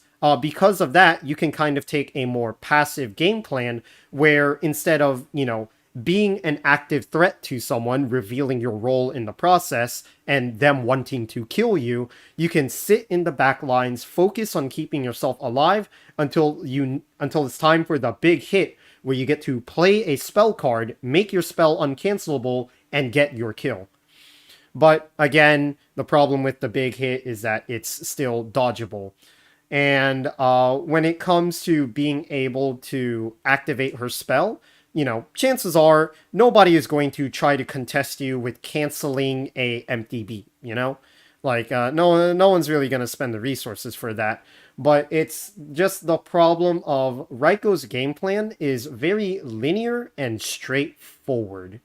If you have a Raiko who, has not proven themselves to be immediately threatening to you, the most that you need to do is make sure that you hold onto a grace.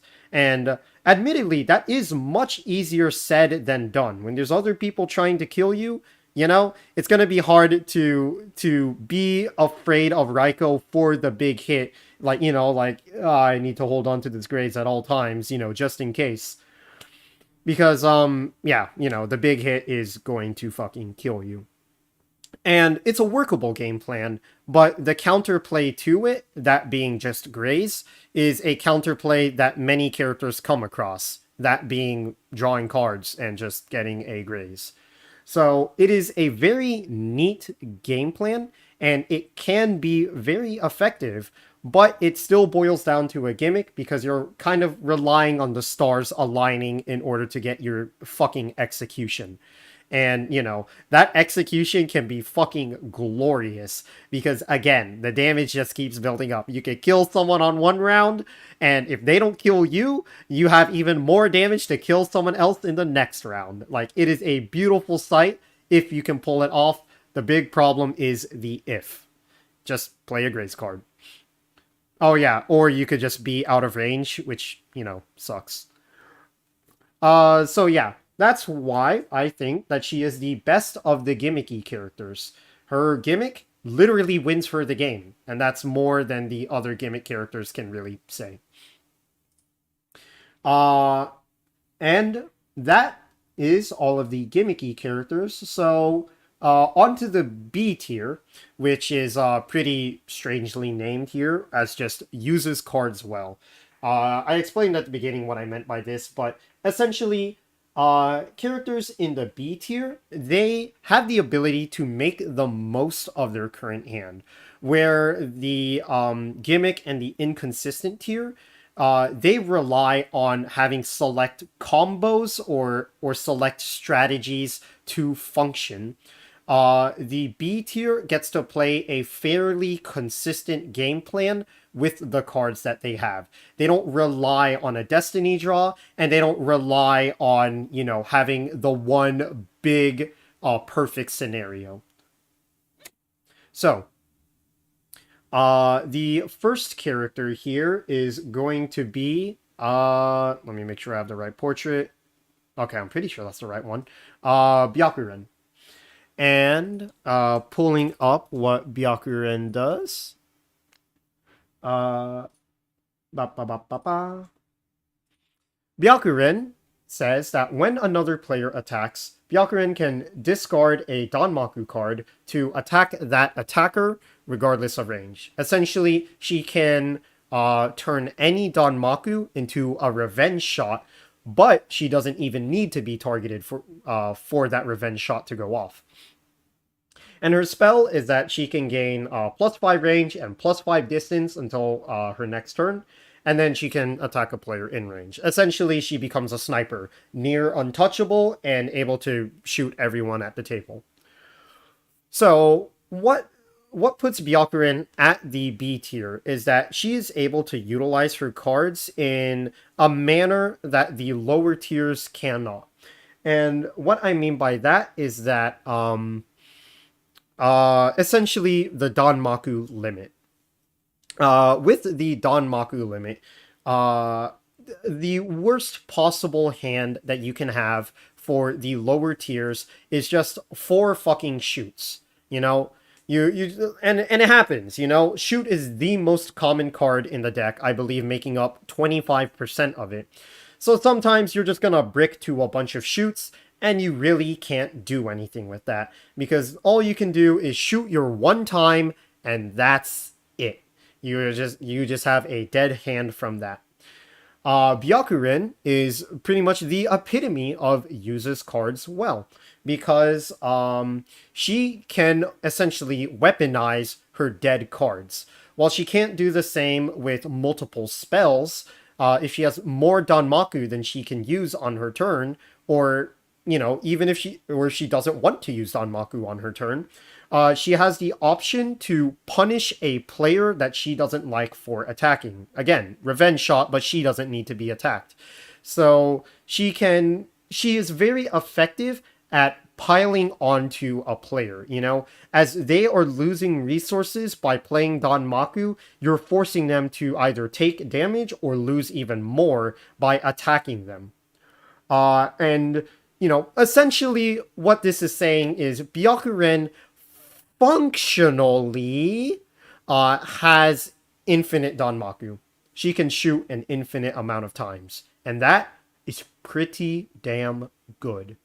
Realistically, though, you are relying on the right person attacking at the right time, but again, she can utilize her cards in a manner that no one else can. She turns dead cards into playmakers. Her spell is far less interesting, but still significant to the character, where where she can actually synergize with her ability by making herself not the target, where it becomes a viable strategy to have 0 reaction cards in your hand with the safe knowledge of knowing that you are not going to die, something that the lower tiers do not have the privilege of.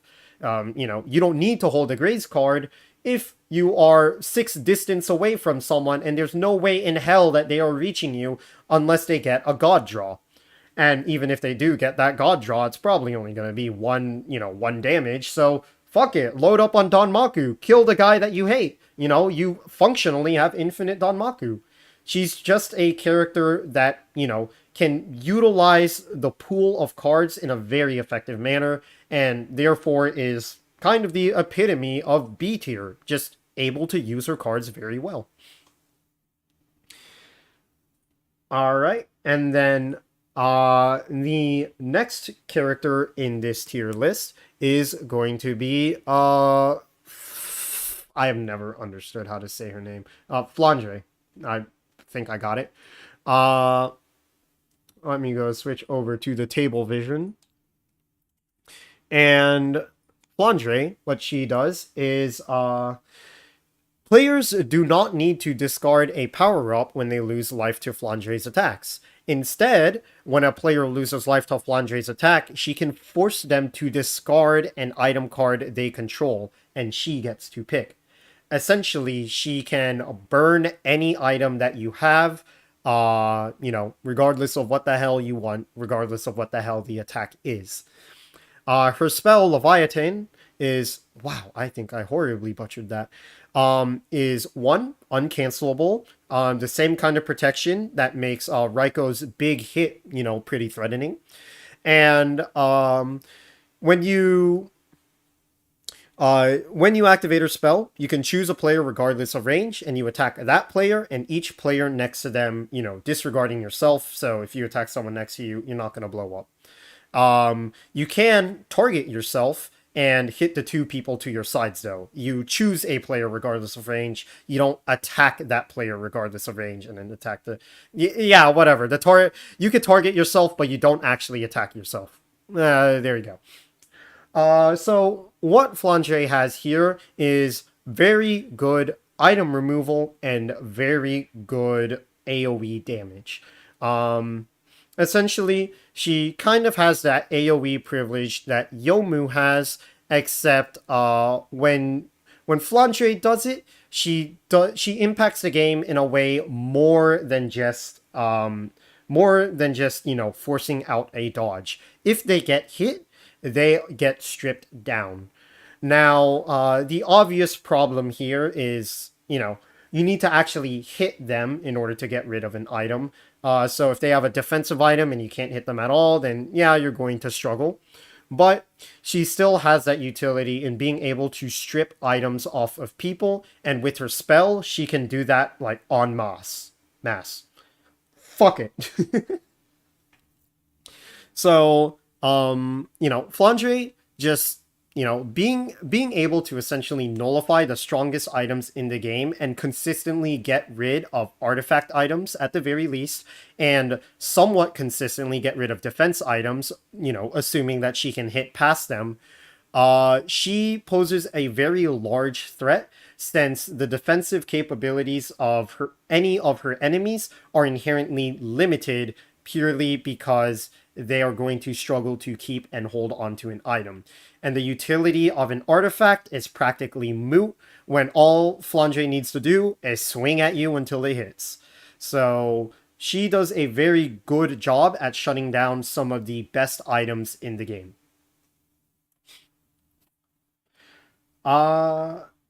Moving on. After Flandre, we have... Is that Yuga? Okay. You know what? That's the only other green-haired bitch, so it has to be Yuka. Yeah, yeah, she's got the vest. Or okay, there you go. Yuko. Yeah. So what Yuka does is very simple.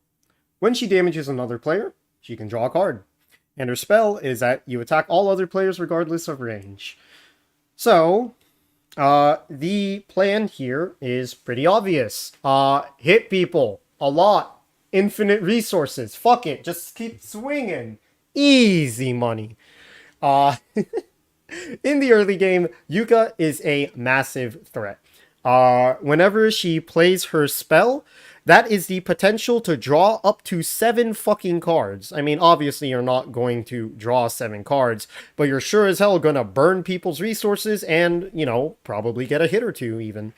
And this game plan applies to the mid game too. Even when it like dwindles down to 4 players, being able to dwindle down the resources of everyone else is pretty good, but you know, diminishing resources. Same thing as Yomu.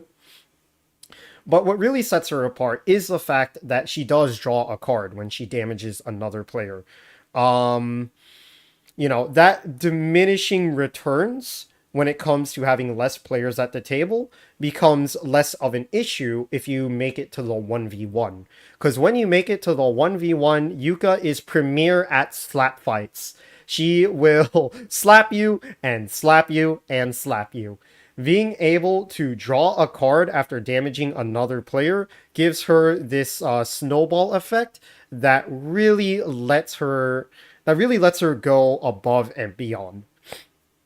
You know, the obvious problem here is actually being able to damage another player. If you're just, you know, unlucky and people, you know, just start dodging or you don't get the shoots or the spells that you need, you know, Yuka really doesn't have any defensive capabilities. She needs to attack people to be a character. And, you know, that's usually not a problem. Again, 25% of the deck is just your standard ass shoot. You're probably going to get a shoot, and eventually you're going to get a hit, and you're going to be rewarded for it. So she uses her cards very well in the sense that she's just able to keep generating resources. She puts pressure on other players and generates resources in the process. When it gets down to the grind game, and, you know, people are struggling to get grazes or dodges, grazes, dodges, shoots, anything, Yuka can kind of skirt her way to the top by being able to attack and then possibly defend, or maybe attack and, you know, set herself up for next turn. The reason why she uses her cards well but isn't any higher is because, well, she's going to struggle to chain attacks. Sure, she can draw another Danmaku after playing a Danmaku, but she doesn't have an increased Danmaku limit. Because of that, if you play a shoot and draw into a shoot, you are certainly set up for next turn, but that shoot isn't going to be doing anything right now. Not unless you're able to trade it for a Lunatic card.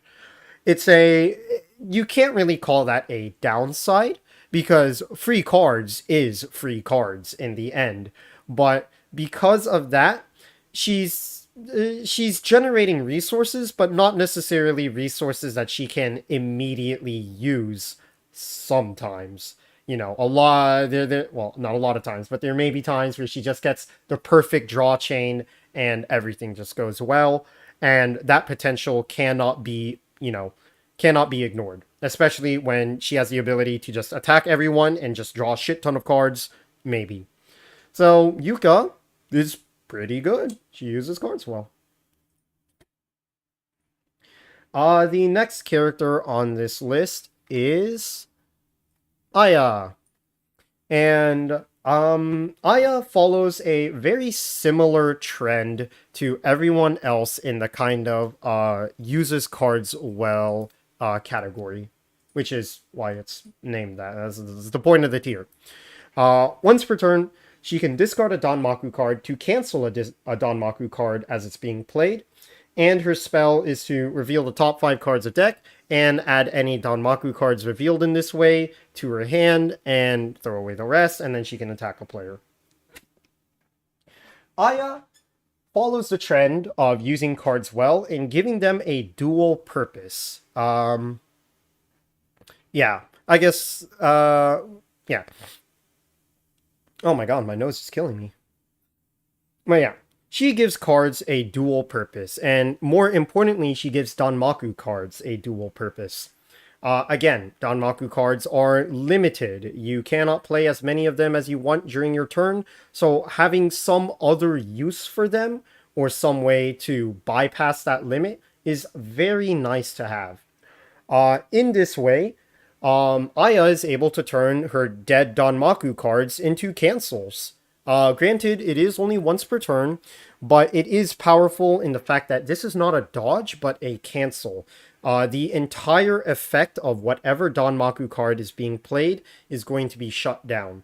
If someone plays Seal Away to remove an item and attack, by canceling it with any card, but in this case, Aya, by canceling that Seal Away, that item is not lost. They keep the item and the attack doesn't go through. And because of that, Aya's ability to give a dual purpose to these cards is very important. Her spell also augments that. She's able to load her hand up with Danmaku cards, and while admittedly she is not able to actively use them, again, Danmaku cards are limited, she does have the once per turn cancel, just in case there's multiple people she hates. Unfortunately, though, because it's once per turn, and thank God it's once per turn, she's only canceling a single card, which admittedly is, like being able to cancel a card practically guaranteed is a privilege in itself. So to call it a downside is honestly basically a lie. But yeah, Aya can use cards well because she turns dead cards into useful ones. That useful card being a cancel. Very helpful and has the ability to refill her own resources, albeit, she's not going to use those resources in the most efficient manner because you're only attacking once, you're only canceling once per turn, Lunatic trades are a thing. You could consider those. Right. And yeah, basically that dual purpose is kind of gonna go on to be a trend. Yeah, dual purpose is gonna be a trend alongside just being able to use your fucking resources, essentially. Again, the B tier, they use their cards well, They don't really brick, they get to use their cards. Alright, let me see here. The next character, and uses cards well, is my eyeballs. Oh my god. My eyeballs aren't functioning. Okay, there you go. Holy shit. Satori! Yay! Alright. What do the Satori do? So... Satori. When she's attacked, she may flip the top card of the deck. If it's a winter card, she avoids the attack. And Satori may look at any player's hand once per round. This ability is fairly underwhelming. Being able to avoid an attack 1/4 of the time, like it's literally a weaker border, but you can't fully discard it. It's probably gonna come up 1 or 2 times, and it's nice when it happens. Looking at someone's hand is kind of admittedly whatever, because hand knowledge without being able to act on it is, more of a, I guess, more of a privilege than an actual help. It doesn't fully advance her game plan, just because, if you look at someone's hand and you see that they have a bunch of dodges, like, yeah, you could go ahead and attack someone else where your attacks will go through. But that doesn't change the fact that those dodges are still going to be in their hand, and if you hate that guy, those dodges are going to have to get rid of some way or another. So either you're going to attack them later down the line, using those dodges that you scoped out, or an ally is going to attack them where they still use the dodges that they scoped out. In the end, the cards get to be used. So hand knowledge is kind of eh.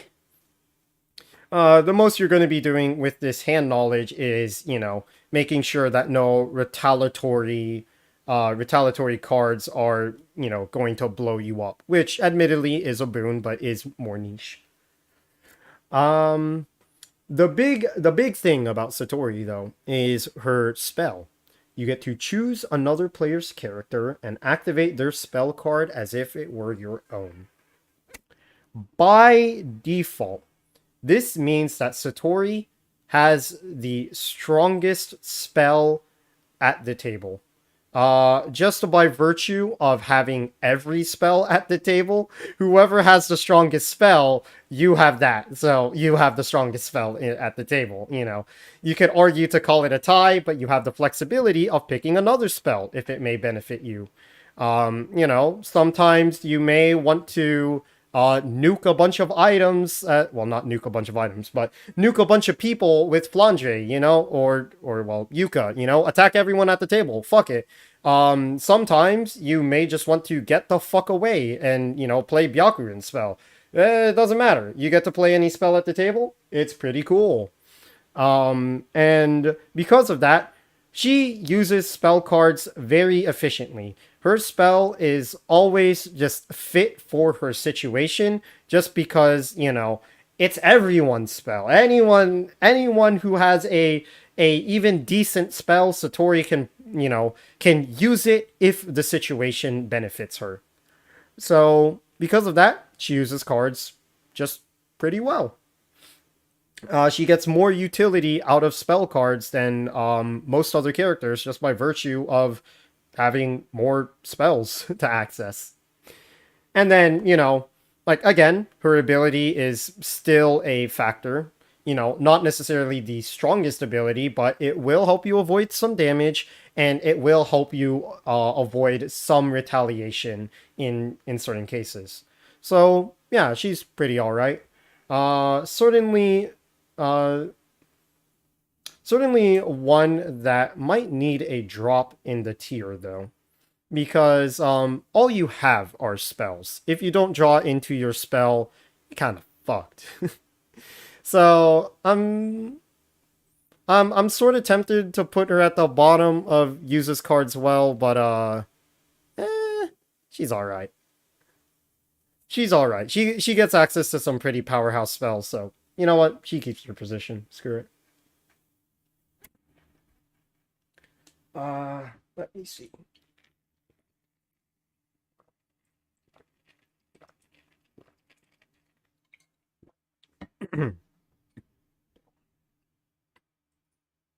All right. So, after Satori, we have Ron. And what Ron does is bada bing bada boom. That. What Ron does is at the start of the game, she recruits an extra character and can activate the spell card of that extra character. And whenever Ron activates the extra character spell card, she can also activate her individual spell. Her individual spell being that she gets to draw 2 cards, discard a card and gain 1 life, or attack a player regardless of range. So, at the surface level, Ron basically doesn't have an ability, because she doesn't gain the ability of the extra character. What she does do is overload her spells. Kind of in a similar way to Satori. The ability is relatively weak, just actually straight up weaker than Satori's because it kind of doesn't do anything. But she gets the 2-for-1 value from her spells. Individually, her spell is not the best. You just draw 2 cards, you can discard a card to gain 1 life, or you can get an attack. But this is added on top of the effects of whatever recruit you have. And what's important to note about this is that if you were to try to cancel Ron's spell, you need 2 cancels, because these are 2 individual spell cards. When it comes to cancels, traditionally, they do not cancel the invocation card, they cancel the spell card itself. So if Ron decides to use the extra character spell, then two spells are going off at once. That extra character and then Ron's spell. So you need to cancel two. So if the big threat is more likely than not going to be the extra character. So if you go so far as to cancel that, Ron still gets to draw two cards, gain an extra life, or attack anyways, which makes her spells very threatening just by being able to essentially double stack a spell, like being able to make any spell that she gets stronger than it actually is. The problem with Ron, though, is that her extra character cannot be changed. That is something that changes with future extra characters. But Ron herself, she gets her starting character, and if the spell sucks, then unfortunately it just sucks. And because of that, Ron does have a bit of inconsistency, but a spell at its worst is going to be an attack and probably some other effect. And because of that, because she's able to essentially make those spells stronger than they actually are, even the worst spells in the game, she kind of gets a bump up, but definitely not above Satori, I should say. So Ron is honestly probably the borderline gimmick character. The power fantasy is to have a absolutely broken spell and spam the shit out of that with your double stacked effects. But realistically speaking, you're probably going to get something tame. And even though it's tame, it is still going to be powerful just by virtue of drawing two cards, gaining a life, or getting an extra attack, which is pretty good in itself. So I think Ron uses cards well, but definitely not in the most preferable manner.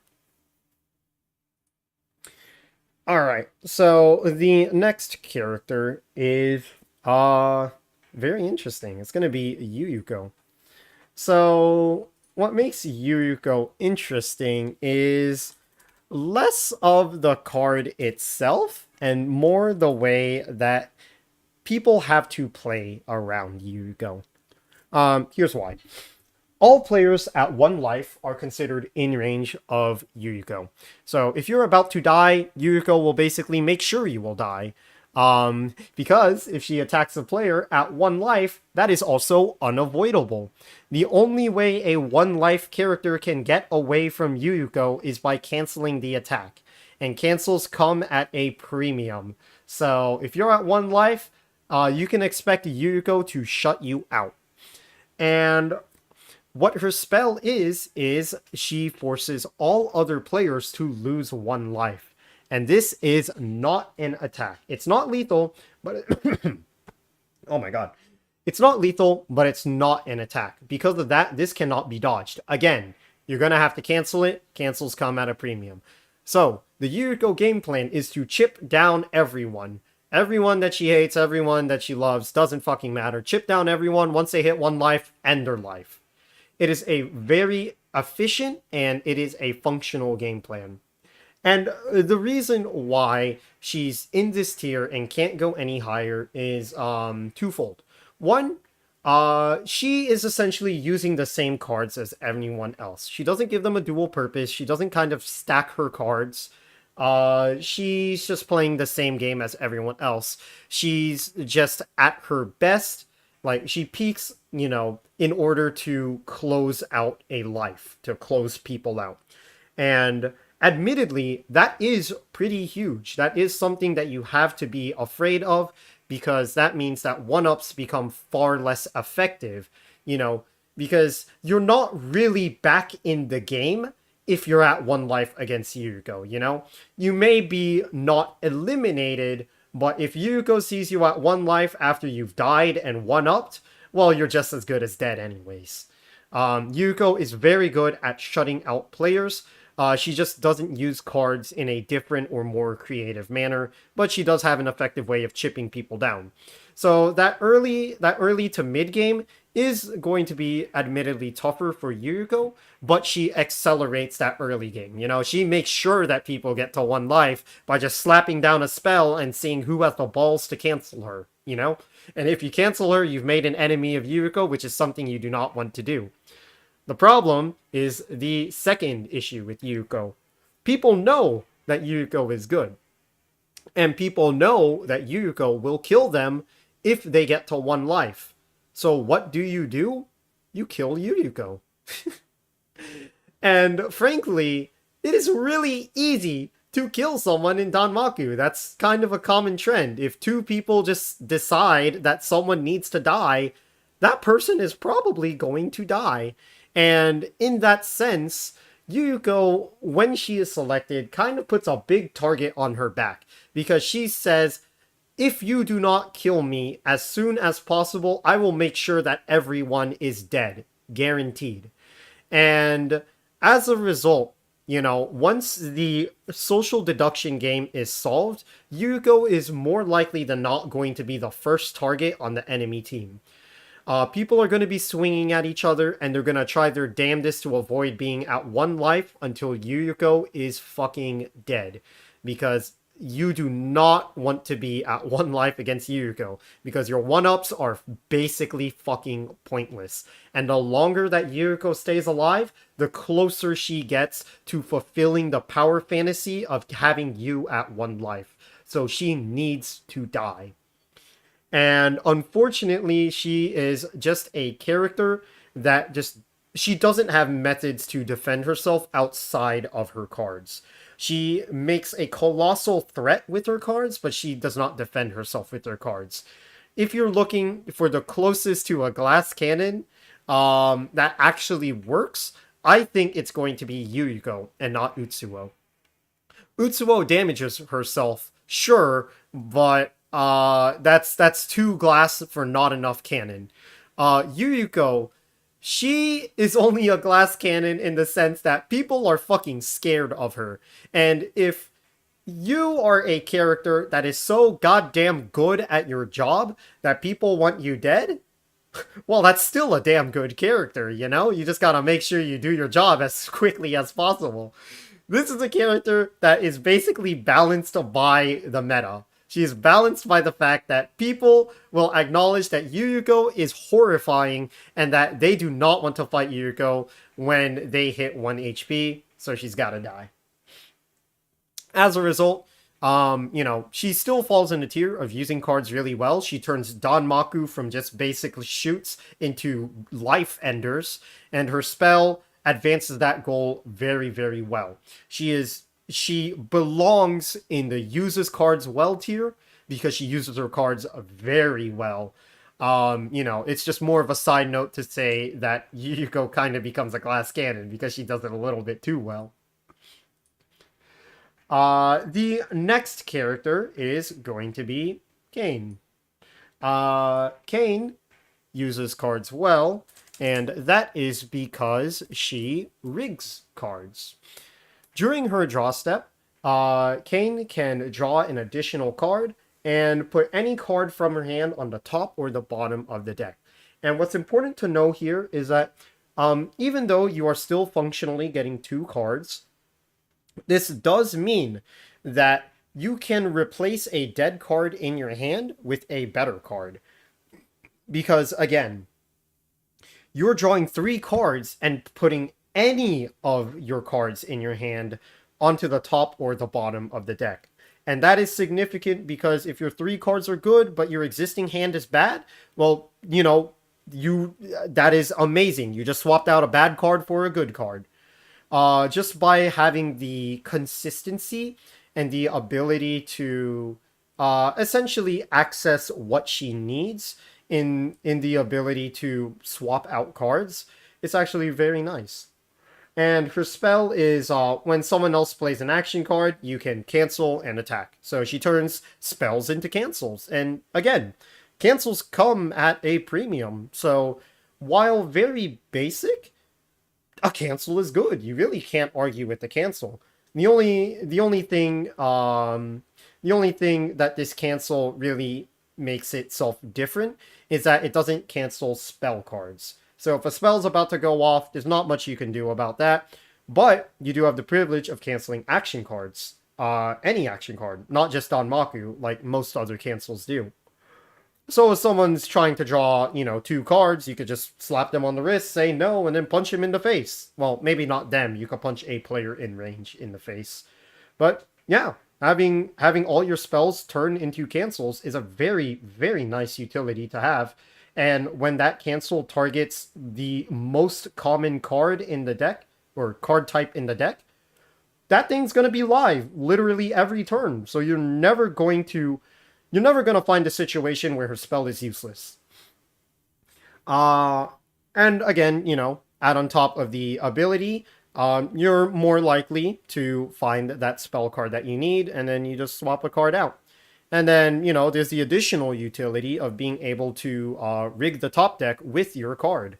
If someone that you hate or love is, up next on the turn order, then you could put the card that you want on the top or on the bottom. If you have a dead card, then fucking put it on top, force them to draw a dead card, make them lose half their draw, essentially.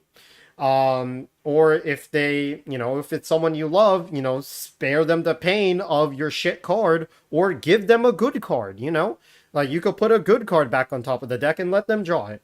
That's one way to hand off cards. There's a lot of utility to be had with Kain.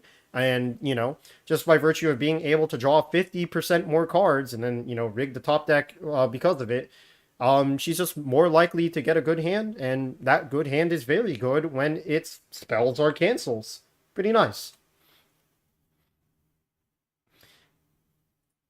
The next character here is going to be, where? Incarnation? Sakuya. And Sakuya is kind of just like another just epitome of uses cards well, because she's extremely simple but finds strength in that simplicity. Her ability is just she can play 2 additional Danmaku per round, and that's it. And before I get into that, her spell is more involved and very interesting, where if any player is attacked, she has a reaction spell to let that player avoid the attack, attack the attacker regardless of range, and then additional action cards cannot be played that turn. Essentially forcing the end of the turn if she pulls off her spell. And what makes Sakuya strong is the fact that she is able to utilize her full hand. Bringing up the Danmaku limit again, if you draw a hand of a bunch of Danmaku, you're going to be pretty sad because you can only play one of them. But instead of giving them a dual purpose like with other characters, Sakuya just fucking throws them out. She can just play more Danmaku cards. She gets Danmaku cards and she's basically always able to play her hand. She's not going to have dead cards in hand. And then you throw on top of that her spell. And her spell is, pretty good. There is counterplay to the spell where you simply do not attack until you're, ready to essentially let your turn end. But, that is a sacrifice that other players have to make to play around Sakuya. Sometimes you want to attack and then draw after. I don't know what your strategy is. Things happen. So essentially having hyper reflect shot is very good because she can let anyone dodge. It doesn't have to be herself. It can be anyone. Let them dodge, attack the attacker, and then force them to end their turn. It's a very powerful spell, and one that you're kind of forced to respect because of it. The main thing about Sakuya, though, is that she does burn through her cards. She uses her cards well, and she makes sure that she doesn't, have dead cards in hand.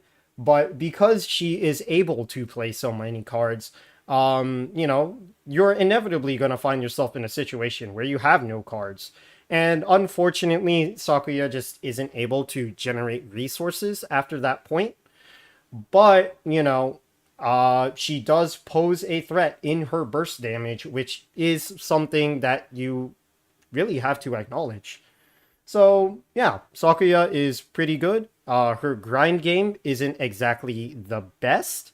As in, if you're down to just top decking 2 cards, she's gonna struggle a bit on that front because if you're top decking 2 cards, then your ability is essentially a non-factor, purely because like you have the ability to play the extra shoot that you may draw, but yeah, you're not going to be utilizing the extent of Sakuya. So just by not being able to draw cards, she uses them very well, but if she runs out, that's how it be. However, her burst damage is extremely good, and her spell is one that you're forced to respect. Pretty solid character. I will say though, just by virtue of not being able to be more consistent with her cards, as in she runs out, I do feel the need to drop her down some. In this case, honestly, I do think that she's probably below Byakuren because pretty much anyone above Sakuya in this position kind of does have that dual purpose for their cards, or they're able to try to find a way to make more cards. Uh, yeah, yeah, she's in my opinion, uh, you know, certainly good, but when the steam runs out, you kind of sit down and wish that you had a better ability, despite how strong the spell may be. So the next character on the list, and what seems to be the final. Ooh, oh my god, there's so many fucking cards. All right. Next character on the list is where in the hell? Seija. Seija is interesting because she is wacky. I am actually tempted to drop her a tier, but let me explain the character first. Um, Seija can have any number of defense or artifact cards in play at a time, instead of the default 1 defense, 1 artifact. But at the start of the game, what makes her different from the other item characters is that she can just search any deck for an artifact card, put it into play, and then shuffle the deck. Oh, no one cares about shuffling the deck, but she gets to put into play at the beginning of the game any artifact that she wants. And artifacts are huge. They are playmakers. And when you're searching any deck for them, in Lunatic, you have so many good options to pick from. You have the more comical options, like the Mallet, where you could try to 2-tap someone and insta-kill them. Or you could go for something more stable, like 7-Star Sword, and just have the privilege of being able to draw more Lunatic cards. The choice is yours, and all of the choices are really damn good. Her spell is that yeah, she can't be targeted with her own spell card. So with something like Satori, she can't, steal Seija's spell. And the reason why is because Seija attacks a player in range, and if they have an item card, the attack deals damage equal to the highest point value of their item cards. Or it does 1 damage if they don't have any items. So, they kind of gave Seija that protection from herself, because all artifacts are 5 points, period. And if you see someone with an artifact, you're going to slap them with a 5-point hit. But, again, the one big hit is still dodgeable. They put down a graze, which is something that they will likely have if they have an artifact, because artifacts are very powerful and tend to rig the game in many ways in your favor. Yeah, if they dodge it, then your spell literally means nothing. So, fucking who cares? And again, this spell does rely on items. Your opponent having items, which is more common. But if the individual, on an individual level, you want the person you're trying to smack to have a high point value item. And there's two problems with that. One, an individual getting an item in itself is kind of a privilege. Look at all of the item-based characters in the inconsistent tier. They are the individual that wants the item. In Sage's case, the individual you want to have the item is just your opponent this time. The odds are the same, and they're just as inconsistent. They just may never have an item, and your spell is literally just going to be a basic shoot at that point. The second problem is if they do have an item, there is a non-zero chance that that item may do a damn good job at actually protecting them from the spell. Again, artifact items tend to rig the game in your favor in many ways, and just by virtue of having them, you may find yourself with more resources, and those extra resources may come in the form of a graze, and that graze simply makes the spell dookie. It doesn't do anything after that. So because of that, the spell is certainly not the best. It's there, but it's definitely not the reason you play Seija. The reason you play Seija is because she starts with an artifact card. You know, I've made the point that that items are hard to come by, and good items like defense and artifacts are even harder to come by. Being able to guarantee that is a massive benefit in her favor, and because it's an artifact, it'll essentially force your opponents to have some kind of removal in order to essentially strip you down from your higher power level. So there is actually a non-zero chance that you can just use your starting snowball to just keep steamrolling the entire game.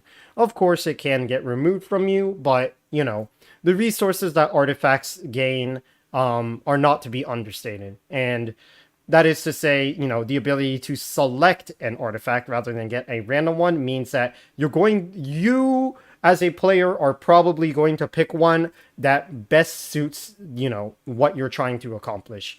9 out of 10 times, my personal recommendation would be 7-star sword. If you're just trying to insta-kill someone, you could pick up the mallet, and that would be very funny. But the choice is yours. You have any artifact at your disposal, and because of that, Seija actually makes a pretty good character. Stripping her down is very easy. You just play a seal away, but who knows how that artifact may be protecting her. Alright, and with that said, I believe that is the end of the B tier. Uses cards well. Now, we move up to the A tier. And the A tier is almost across the board resource manipulation. And essentially, what that means is that this is a card game. Everything relies on cards. The B tier was able to use their cards very well. The gimmick tier requires certain cards and strategies to, you know, really excel. And the inconsistent tier really needs to get the destiny draw in order to even exist. Resource manipulation characters are the ones that actually don't really care what's in their hand because they are going to make the most of it. Whether it's turning a bunch of resources into a kill or turning low resources into more resources. Cards are everything in a card game, and the characters in A tier have some way to rig that in their favor, whether it's to the benefit of themselves or to the dismay of others. With that said, let us begin. I lied, I have to pee. I have to pee. I've been talking a lot. God damn it. Alright, BRB screen. Let's go.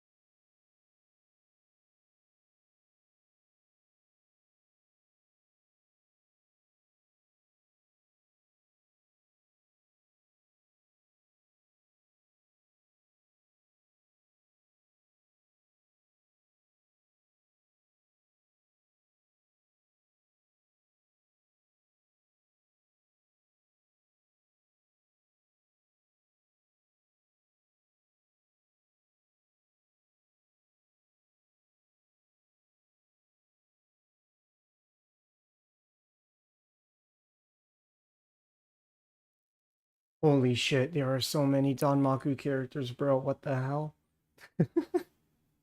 Alright. I don't know how long I could keep up the streamer voice, bro. My voice is getting shot. God damn. Alright, so resource manipulation. Starting off, we have. Where is she? There she is. Tenchi. Tenchi is a pretty fundamentally solid character and makes a great example of why resource manipulation is the name of this tier. So, Tenchi, whenever she loses life, she may draw an additional card. So instead of drawing one card for each life lost, you draw two cards for each life lost. Pretty simple, pretty self-explanatory. And her spell is that she gains one life and then chooses another player regardless of range. Starting with that player, you and the chosen player have to take turns discarding Danmaku cards until one player cannot, or passes, I guess I should say. The player that passes then loses one life. So, Tenchi makes a great example of why resource manipulation is so good in two ways. The first is her ability, and the second is her spell. Wow. Her ability it lets her draw more cards. Duh. But it's the kind of it's an ability that you do have access to even outside of your opponent's influence, since you do have the ability to drain your own life, that being in your spell. It is important to note that the spell gains one life, and then you have the potential to lose one life to yourself, essentially resulting in neutral unless you do the spell at max life, which you shouldn't. And the spell is good because while the ability generates resources, the spell drains resources. Whatever player you select for your duel is going to be getting rid of cards. Yes, they are Danmaku cards, which can be arguably seen as the weakest card category, just off of the fact that you can only play so many Danmaku cards. But uh, in Lunatic Extra, each Danmaku card lost is another Danmaku card that cannot be used for Lunatic card exchange. And when you're playing with other characters that also have resource manipulation, that also have a dual purpose for Danmaku, or can use those Danmaku, that makes a very nice drain. Certainly not the best one, but one that certainly cannot be ignored. Uh, and if your opponent, decides to pass on that and keep their resources, well, they lose one life, and this is going to be wholly undodgeable. They lose one life and you gain one life, So this is still in a winning scenario where your opponent does not interact. You gain a life, they lose a life. That is a big swing, Worst case scenario for some other spells that we've seen has just been a one damage shoot. This one is an undodgeable one life loss and, Tenchi gaining one life. Very significant in its worst quote unquote case scenario. And then, if they do decide to duel you and then lose anyways, more bonuses for you. Now, if you lose the duel yourself, you end up card neutral, but it does turn into a draw 2. So, I guess in the most reasonable worst case scenario, your opponent would still, or well, I guess I should say the alternate worst case scenario, your opponent loses at least one Danmaku because they have to start, and then you draw 2 cards. The life that you lose is irrelevant because you gained one life before the spell. So you draw 2 cards and your opponent loses 1 cards. Again, or 1 cards, fucking 1 card. Again, that is a swing in your favor. Because every result is positive and every result essentially ends in Tenchi gaining resources, whether it's gaining life or gaining cards, and the opponent losing resources, whether it's losing life or losing cards. She has a exceptionally powerful spell. And on the defensive side, being able to draw twice as much while getting hit does mean that in order to kill Tenchi, she is at minimum going to be drawing 8 cards, one for each of her 4 life. And an 8 card draw is one that cannot go unnoticed.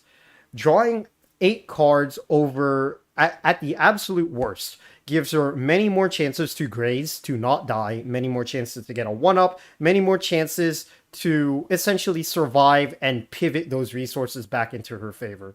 Tenchi just has a bunch of ways to manipulate resources into her favor, both against the opponent and in her favor, and she makes a great example of why resource manipulation is the name of the A tier. The next character is going to be Iku. There we go. Why is it so janky? With Iku, what she does is, once per turn, when another player plays an action card, you can discard a card from your hand that shares a season with the card being played to cancel that card. It does not affect spell cards. It does not affect spell cards, but it can cancel the invocation itself, which is, actually, no, it says action card. I lied. It cannot cancel invocations, it just cancels action cards. Her spell is to choose 2 different seasons, then reveal cards from the top of the deck until you reveal a card of each of the chosen seasons. For each chosen season, you reveal the first card revealed this way to your hand, and you may attack a player in range. So essentially, it's a fancy way to say, you're drawing 2, but 2 of the seasons that you select, which plays very handily into her ability. And then, of course, you get the attack a player in range because standard. Iku's ability is very powerful because, she turns dead cards into live cards. Simple as that. The difference with her and why she doesn't go in the uses cards well tier is just how applicable that cancel can be. Yes, having to match seasons is certainly harder to do than, something like Aya's cancel, where Aya only has to discard a Danmaku for a Danmaku cancel. But Iku being able to cancel any action card just for having the right season plays very well in her favor. Add on to the fact that the way that her spell generates resources plays into that, where you can, declare 2 seasons that you either don't have or, one that you suspect your opponent has, because, you can memorize the card pool if you're going that far. Iku is pretty damn good. Just having that overall utility and dual purpose for her cards. And, again, very different from Aya, where Aya exclusively gets dead cards in the form of Danmaku, which can only be used once per turn for a cancel. Iku can get any season. She doesn't get Danmaku cards, she gets seasons. So you could be top decking a bomb and an artifact for all you know, and you could just use it, or you could use it for a cancel. It's a spectacular synergy between her ability and her spell, and it generates resources. It generates resources and drains your opponent because, frankly, action cards are typically not canceled. So canceling an action card gets some very large value. My nose is so itchy right now. Oh my god. Let me see. The next character is going to be Acacia.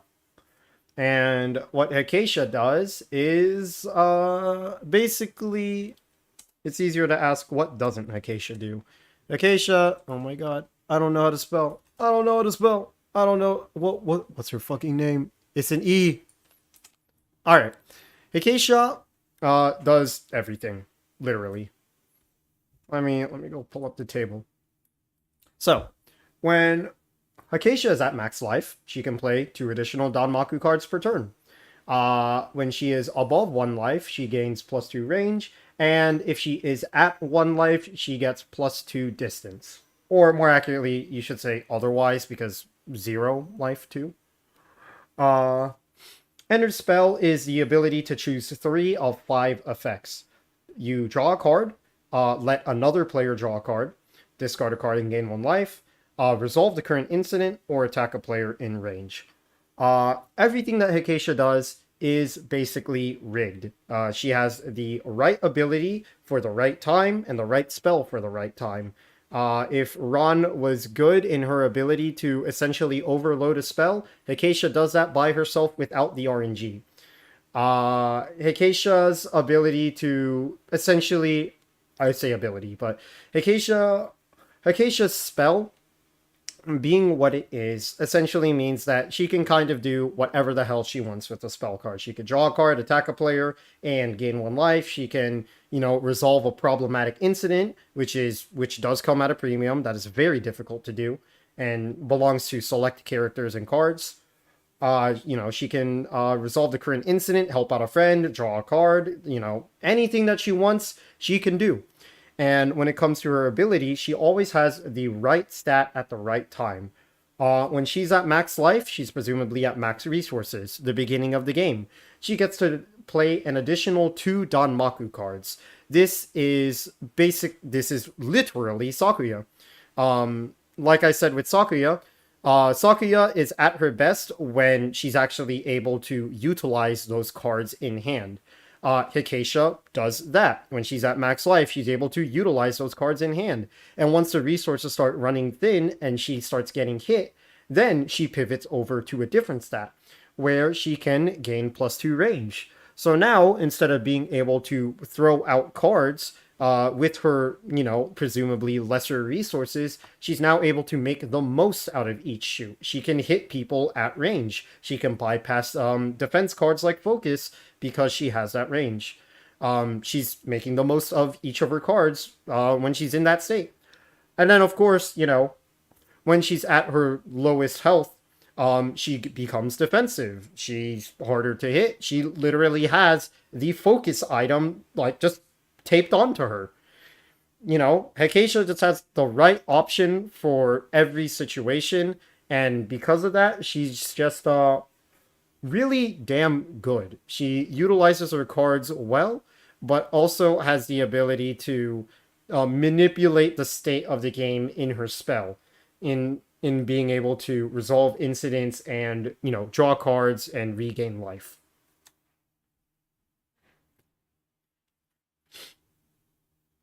Uh, and fucking Iku hand syndrome, where you as the Iku player give up good cards for full seasonal coverage. Sometimes, man, you just gotta value the cancel, and that's how it be. Alright. Next character is Reimu. Wowza. Reimu is degenerate. And that's not just for the fucking armpits. Reimu is the walking definition of a floodgate in this game. Her ability is that when she attacks, or rather, players must discard an additional card in order to play a dodge card against Reimu attacks. Right off the bat, if Reimu hates you, you will run out of resources. Guaranteed. Any attack that she makes, it is going to be exponentially harder for you to dodge, purely because you're going to be burning your hand twice as fast as normal. She is a premier offensive character because of this. However, on top of that, her spell is just outright toxic. She gets to choose Danmaku, Dodge, Invocation, or Item cards. And until her next turn, players may not play cards of the chosen type. And then you get to attack a player in range to, drain the resources.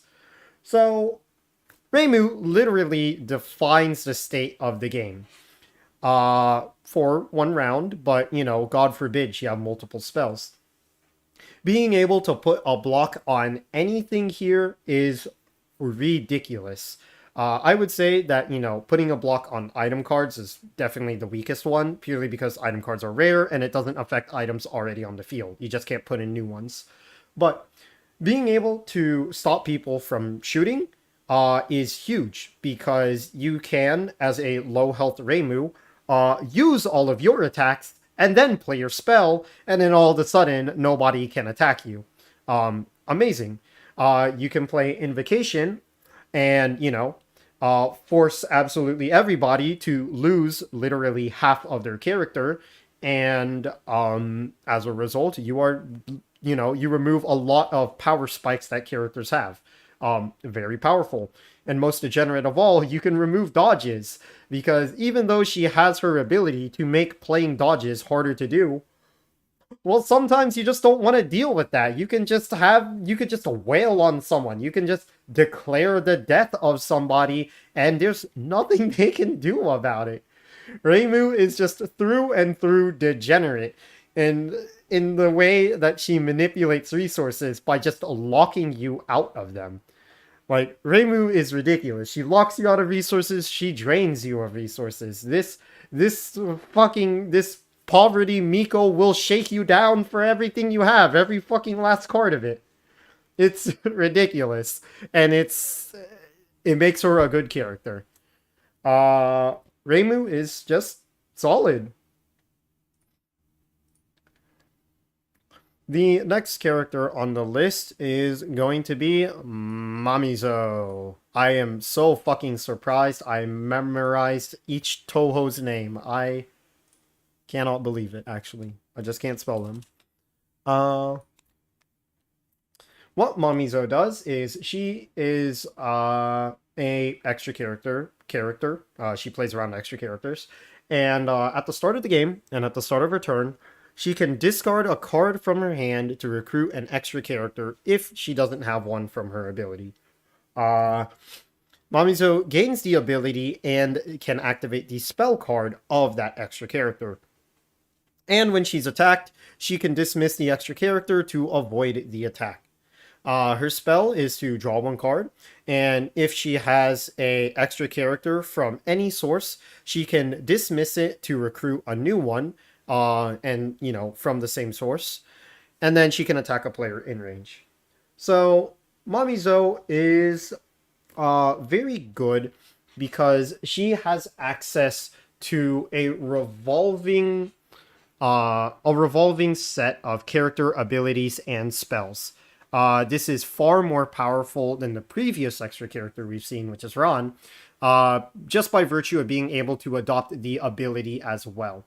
So, Mamizo is quite literally a better version of any extra character that she picks up. Because not only is she the extra character in their ability and spell, she has access to her own ability and spell. And that's significant because her ability allows her to turn that extra character into a dodge. Just get rid of the extra character, turn it into a dodge.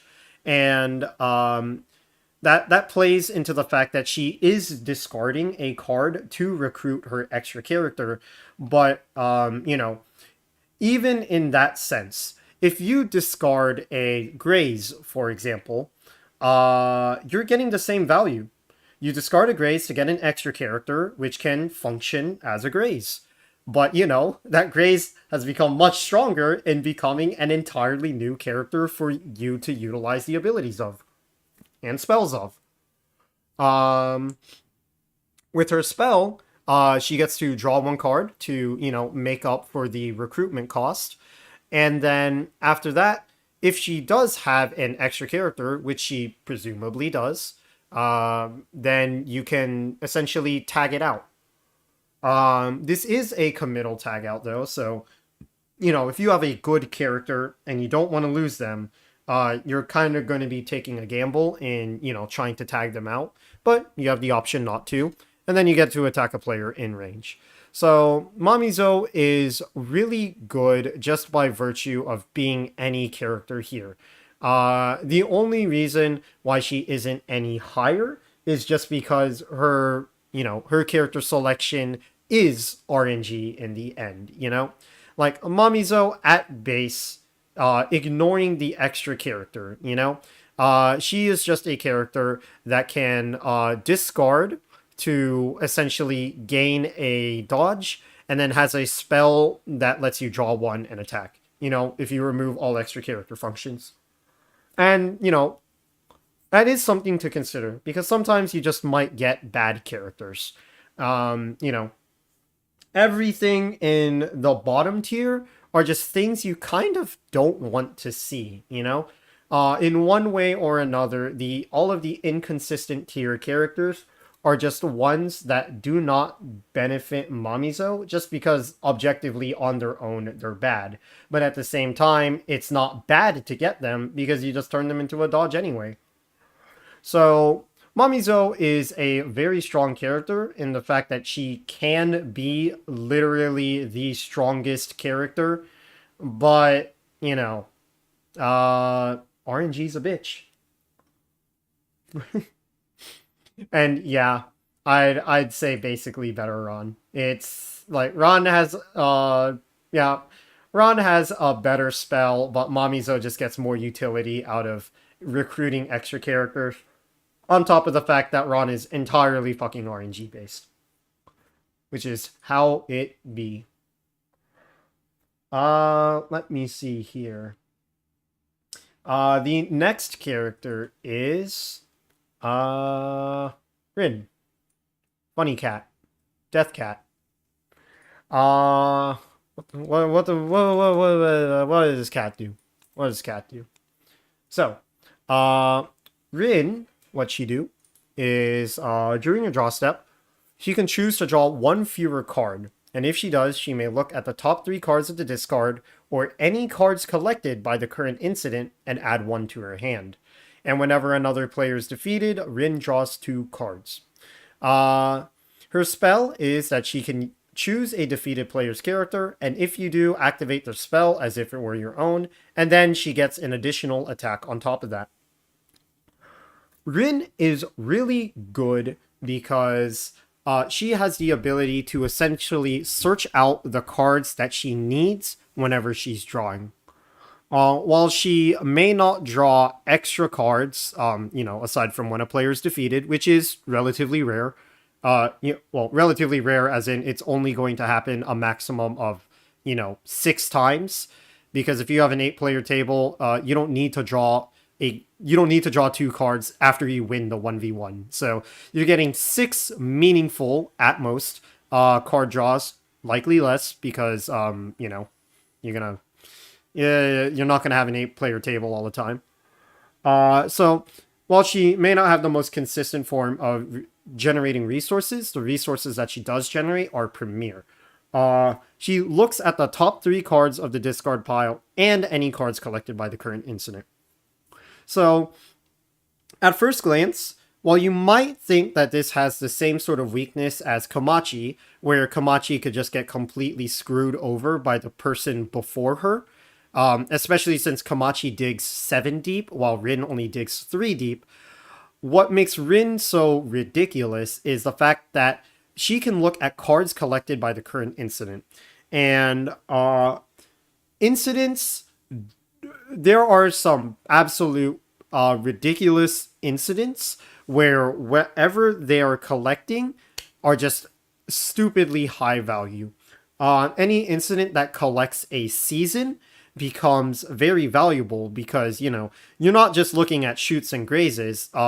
Within that collection, you could find 1-ups, spells, bombs, anything really. And, you know, if you find yourself under, I was going to say Dream World, but abilities are turned off during Dream World. But whatever. Some ridiculous cards do go to collection, and you cannot play around that. You know, the way that you're supposed to play around, you know, around digging the discard pile is that, you know, you make sure that the last few cards that you use are as shitty as possible, so Rin has a shit pool. The problem is that's not a sustainable strategy for incident collection. You can't just, You can't have a bomb in your hand and say, oh, this bomb is going to be collected if I play it, so I'm not going to play it until the incident resolves. That's just not a feasible strategy because those incidents are permanent until the incident resolves. So you kind of have to play it eventually, and Rin will snipe that, giving her access to premier cards depending on the incident that's up.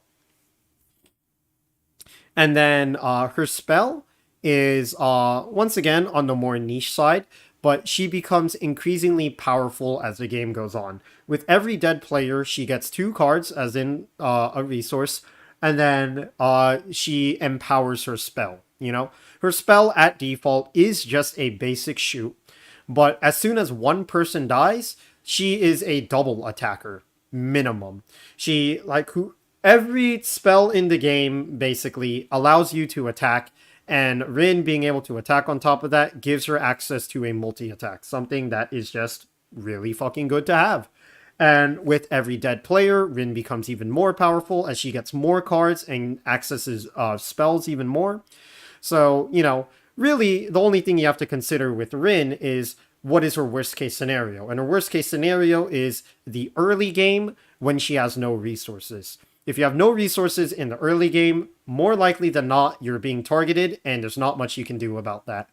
But it's not lost for her because, again, the incident collection is more likely than not going to have some banger ass cards to help you out.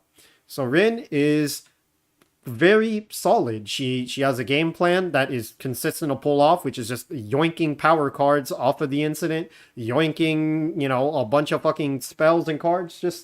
Just works. Why is my nose so itchy? Oh my god. Alright. Next character is Yukari. So, Yukari is another pretty simple wow, I typed in the wrong name, but I got the right answer. Another pretty simple character, but fucking lethal in how simple she is. Whenever Yukari avoids an attack, she may attack a player in range. Uh yeah, I all right. Let's get to the spell first. Her spell lets her choose a player and then look at their hand and then either take a card from it or steal an item, and then you can attack that player. So, Yukari is stupid good. The reason for this is that she has both defense and offense, and that offense comes in her defense.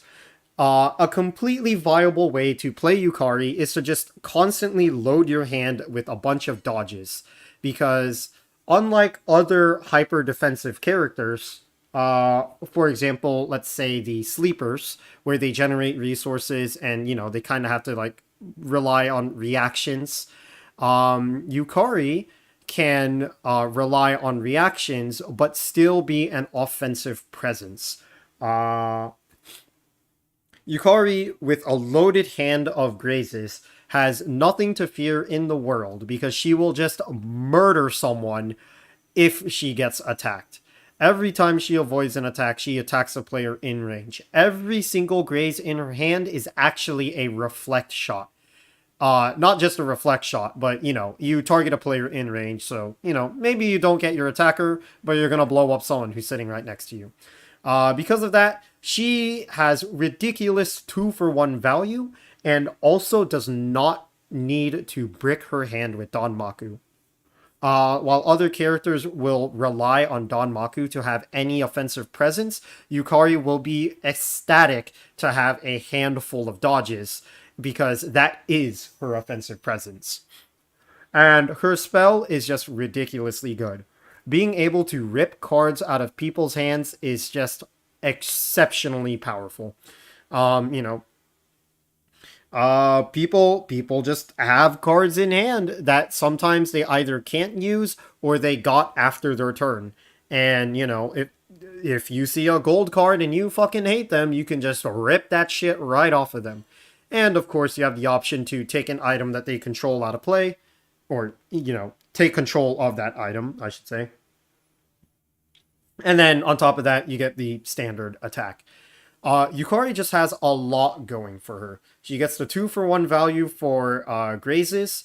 She lives like fucking hell because it is encouraged to play passively as Yukari, quote unquote, because that passive gameplay is her offensive presence.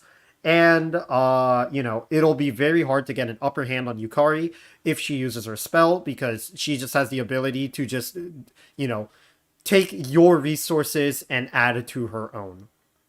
Like stealing a card is a 2-card swing. That is 1 lost card for them and 1 gained card for you. Very strong character. Oh my god, there are so many characters in Danmaku, bro. Holy shit. Alright. Alright. Next up, we have, Nue. Nue is, I believe, the final recruiter character, the extra character. And what Nue does is very unique because at the start of the game, she recruits 2 extra characters instead of 1 like the others. At the end of each turn, if Nue was hit by an attack, she dismisses those extra characters and recruits 2 extra characters. And she gains the abilities of these extra characters. Her spell is that only she can activate it because, it's related to her extra characters. She gets to recruit 2 extra characters and dismiss 2 extra characters of her choice and then attack a player in range. So, Nue's entire gimmick is that she has 2 abilities at once. These 2 abilities being determined by whatever she recruits. And we've already seen that some abilities are just exceptionally powerful. Having access to 2 of them is extremely good. And even if she, gets a shit recruit into a bottom tier character, as long as she gets a mediocre character with a shit character, that is still a lot of utility, there are, there's not really abilities that you can call outright useless. And even the ones that are outright useless in certain scenarios, like the item characters, you have a second character to rely on.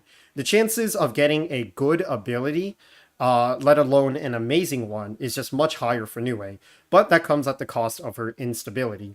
Whenever she is attacked, she is forced to lose those characters and get 2 new ones. So she is essentially constantly cycling through extra characters, where she has control over this cycling process when she activates her spell by being able to, recruit 2, and then out of the 4 that you currently have, you can dismiss 2. So you get the best abilities available to you. Again, it is just extremely it is extremely in Nue's favor that she will get something good.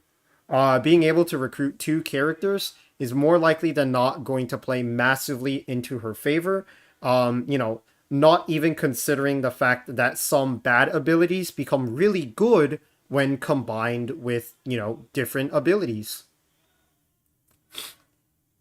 So just having the mishmash of abilities and being able to, recruit characters because of that, she is fundamentally solid. Maybe a bit inconsistent, but certainly a good character.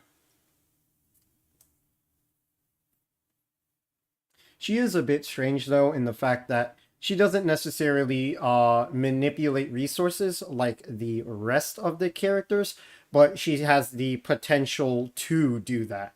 Because, again, most characters are defined by their ability rather than by their spell.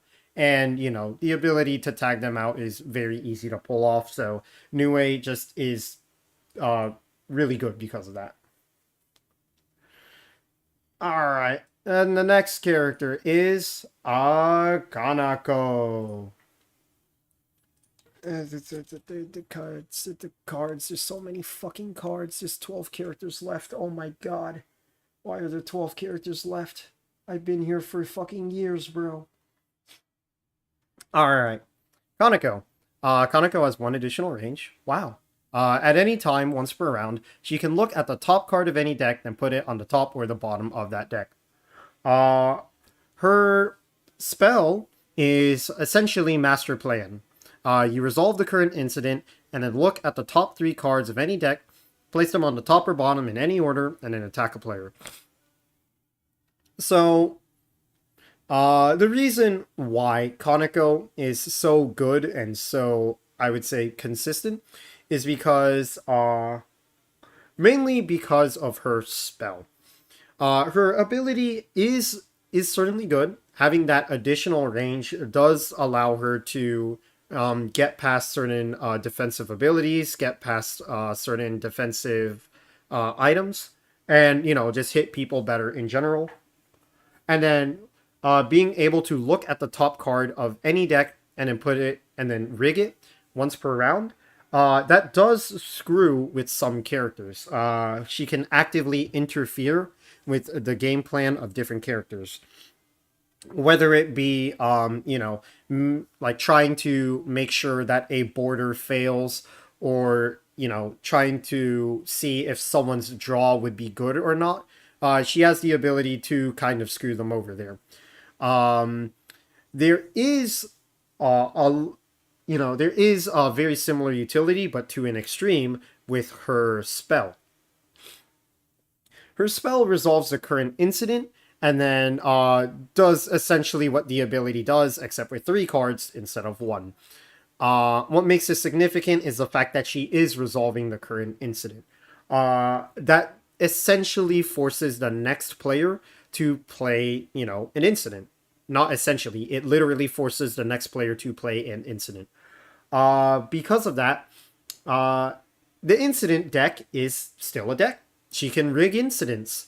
And having control over incidents is exceptionally powerful because incidents literally define the rules of the game while it's active. So being able to pick and choose whichever one is most favorable to you is absolutely huge.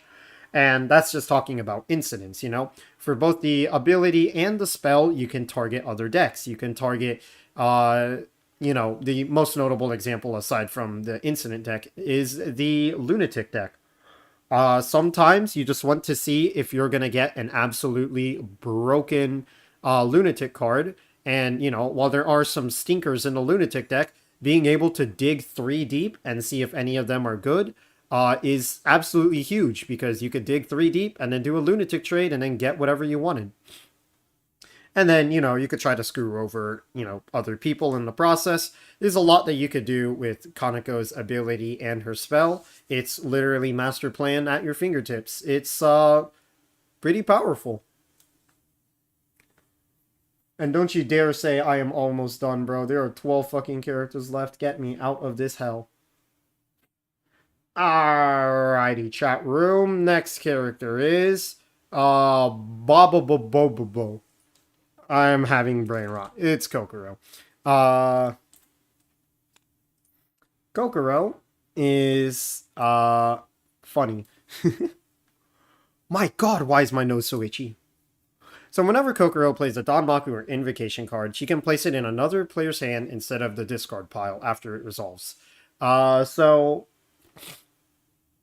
this in itself obviously gives her some supporting utility. If you can identify a teammate, then, you can, essentially every card gets a 2-for-1 value, something that is clearly resource manipulation, and, 2-for-1 value is very much appreciated. Her spell is very interesting, and I would go so far as to say loaded. In the same sense that Hikashi's is, where it kind of does a bit of everything, except, it's RNG based. For her spell, you flip the top 3 cards of the deck, and for each card, you may perform an action according to the season. For spring, you can let a player draw a card, including yourself. For summer, you can attack a player in range. For Autumn, you can force a player to discard a card from their hand of their choice.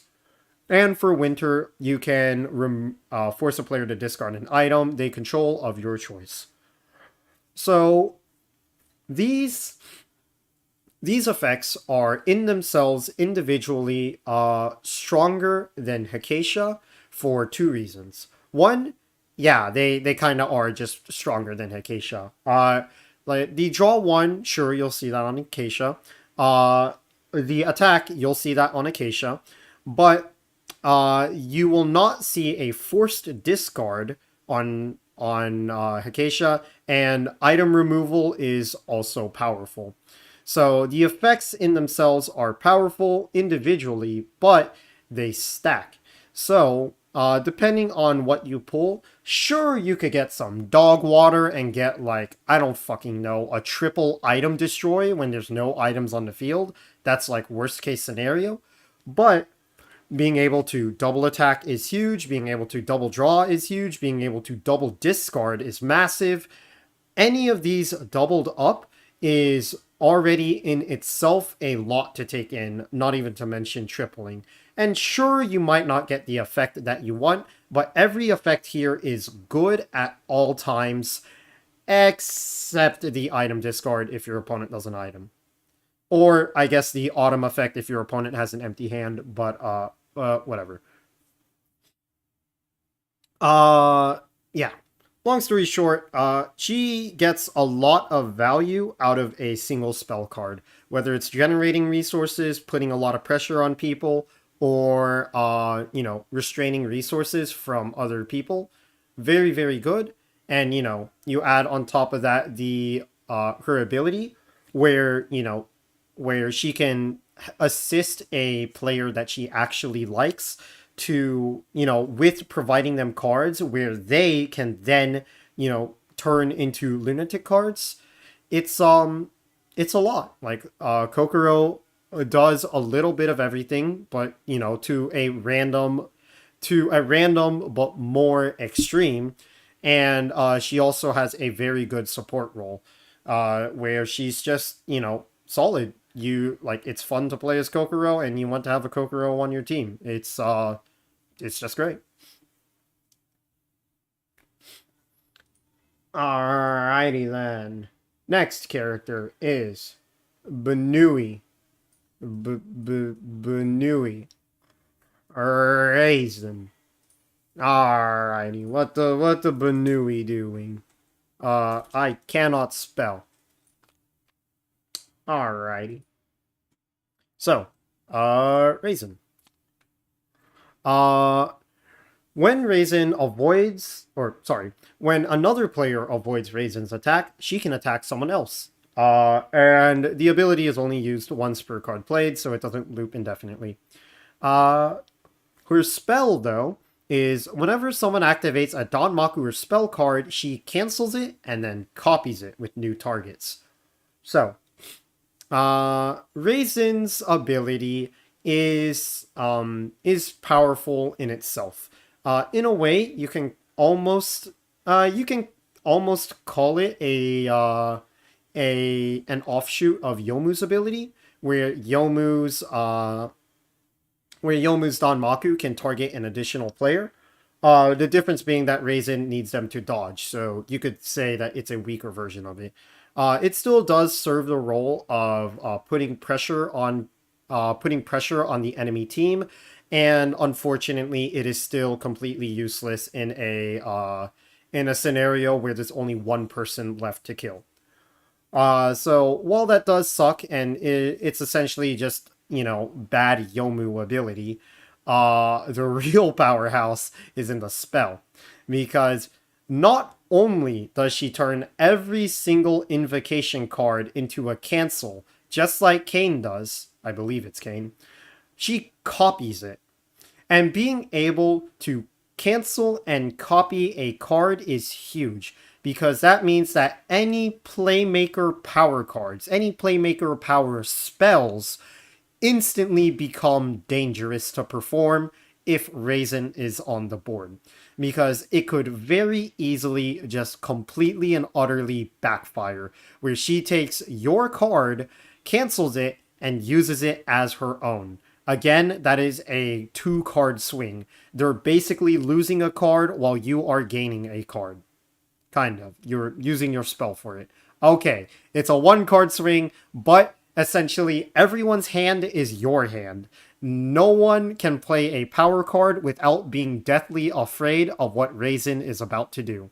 And just because of that, like just because her spell is so powerful and it just swings the game so massively in her favor, even getting it off a single time, it is terrifying to play against Raisin. Honestly, there's not much else to say. Like, the ability is very lackluster, but my lord, that spell is crazy. Cancel and copy.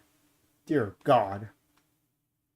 And yeah, Kokoro is proof that support characters can be good just by, furthering the goal of violence.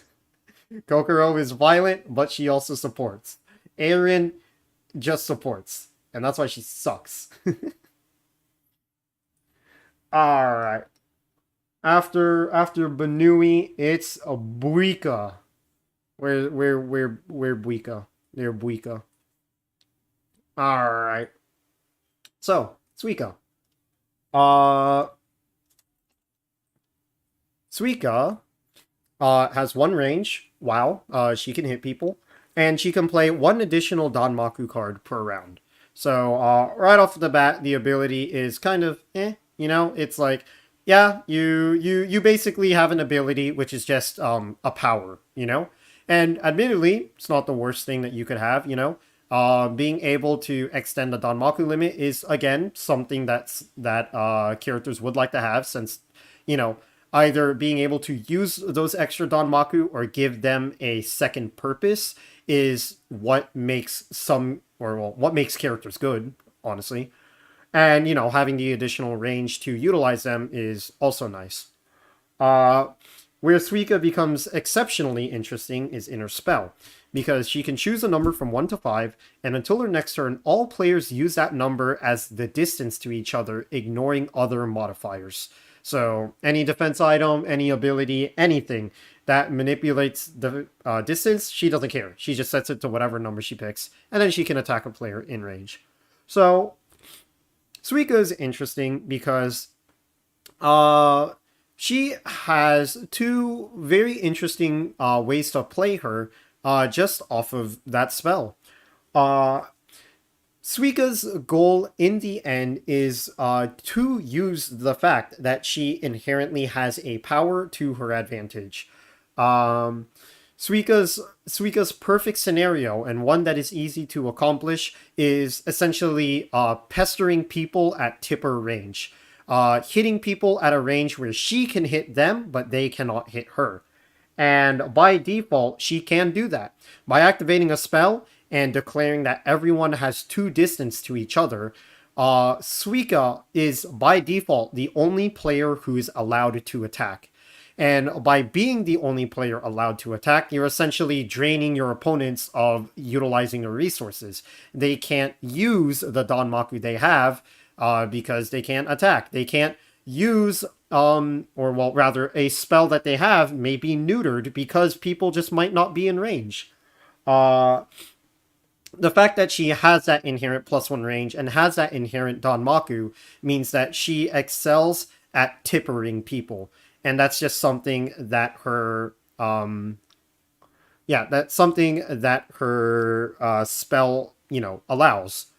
And if you need to be more defensive than that, then, fuck it. Give them, make the distance an obscenely high number. Make it 5, Like, at 5 distance, there's basically nobody who can hit each other.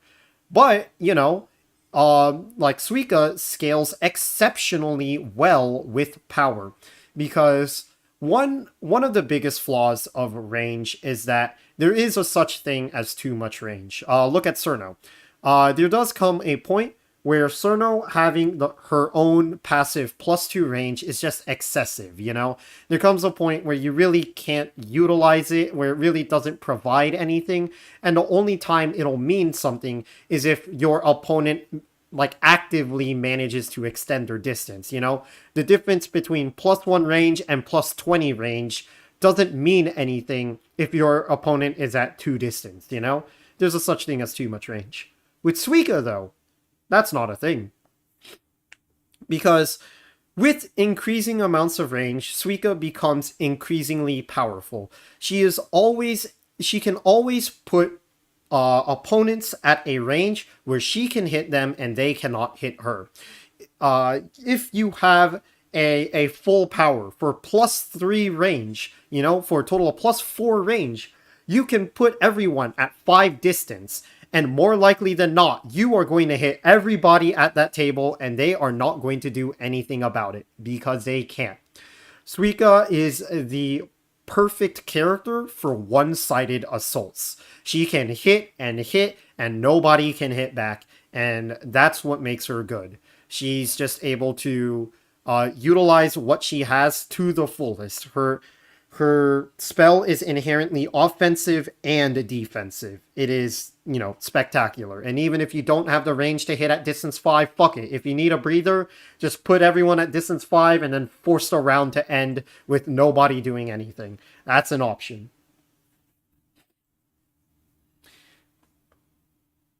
Alrighty. And then we have the final. Holy fucking shit, it's about time. A tier character with resource manipulation, and that is Biki Bakey. Alright, so what does Shikiaki do that makes her so good?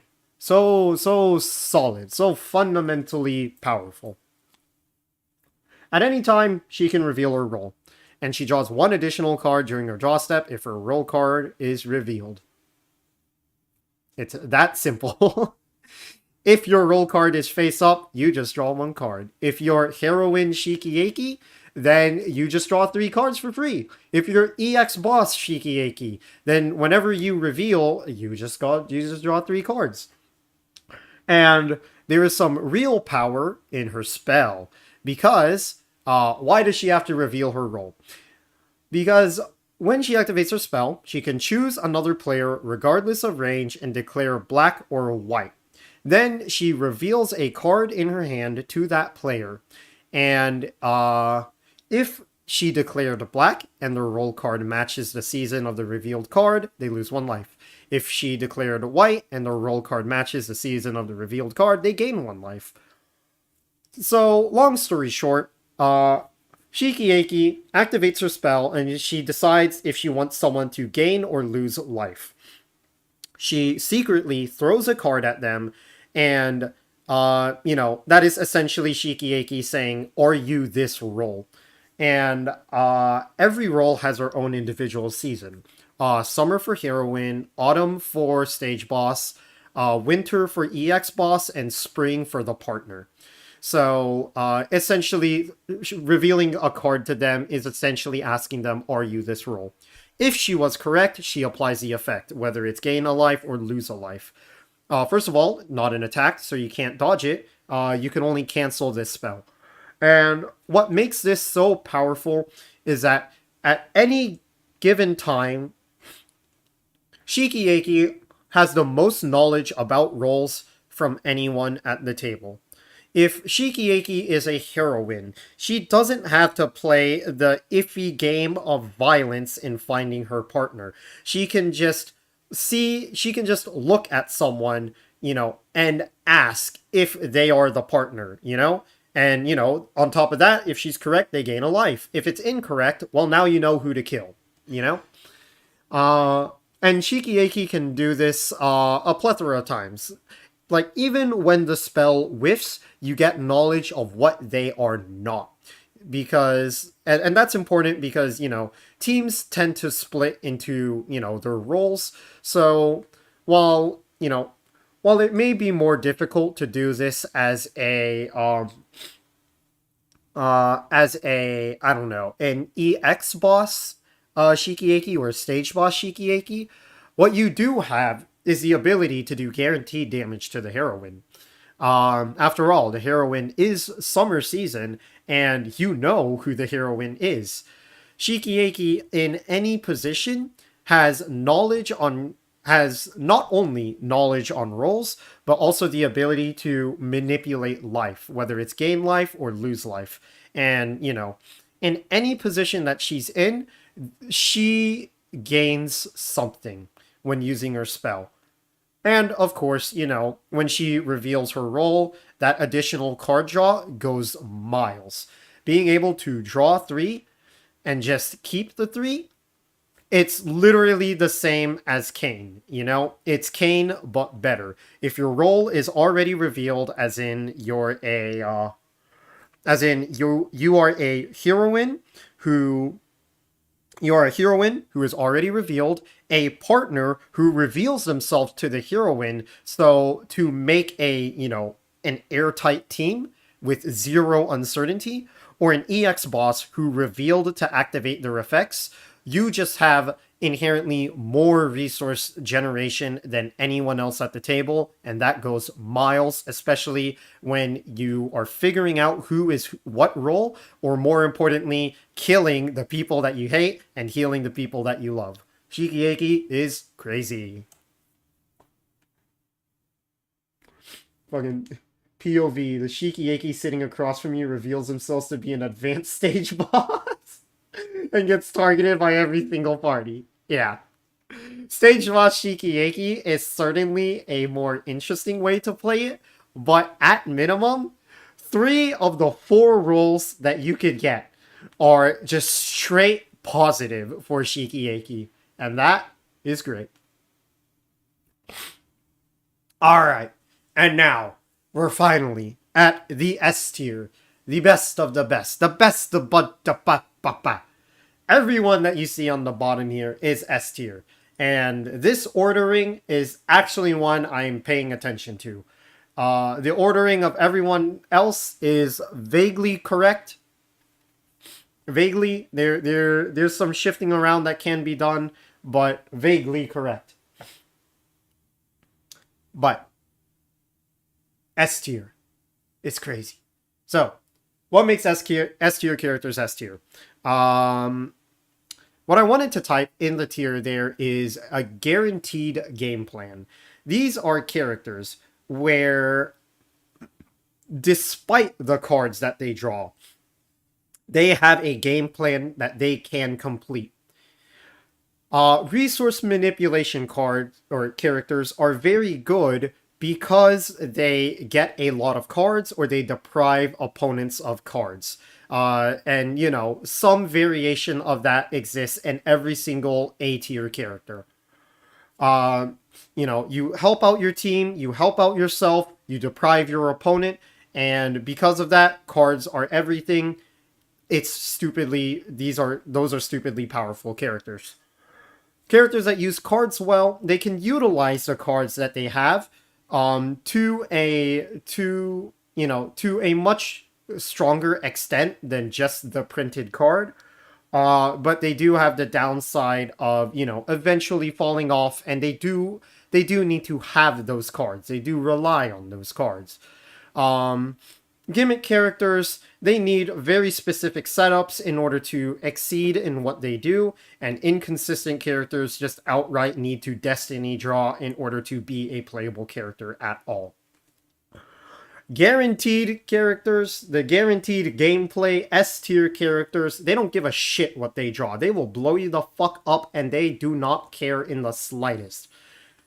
So, starting with that, we have Remelia. Remelia is a character that I didn't even put the fucking tier list up. Whatever. I just dragged Remelia up.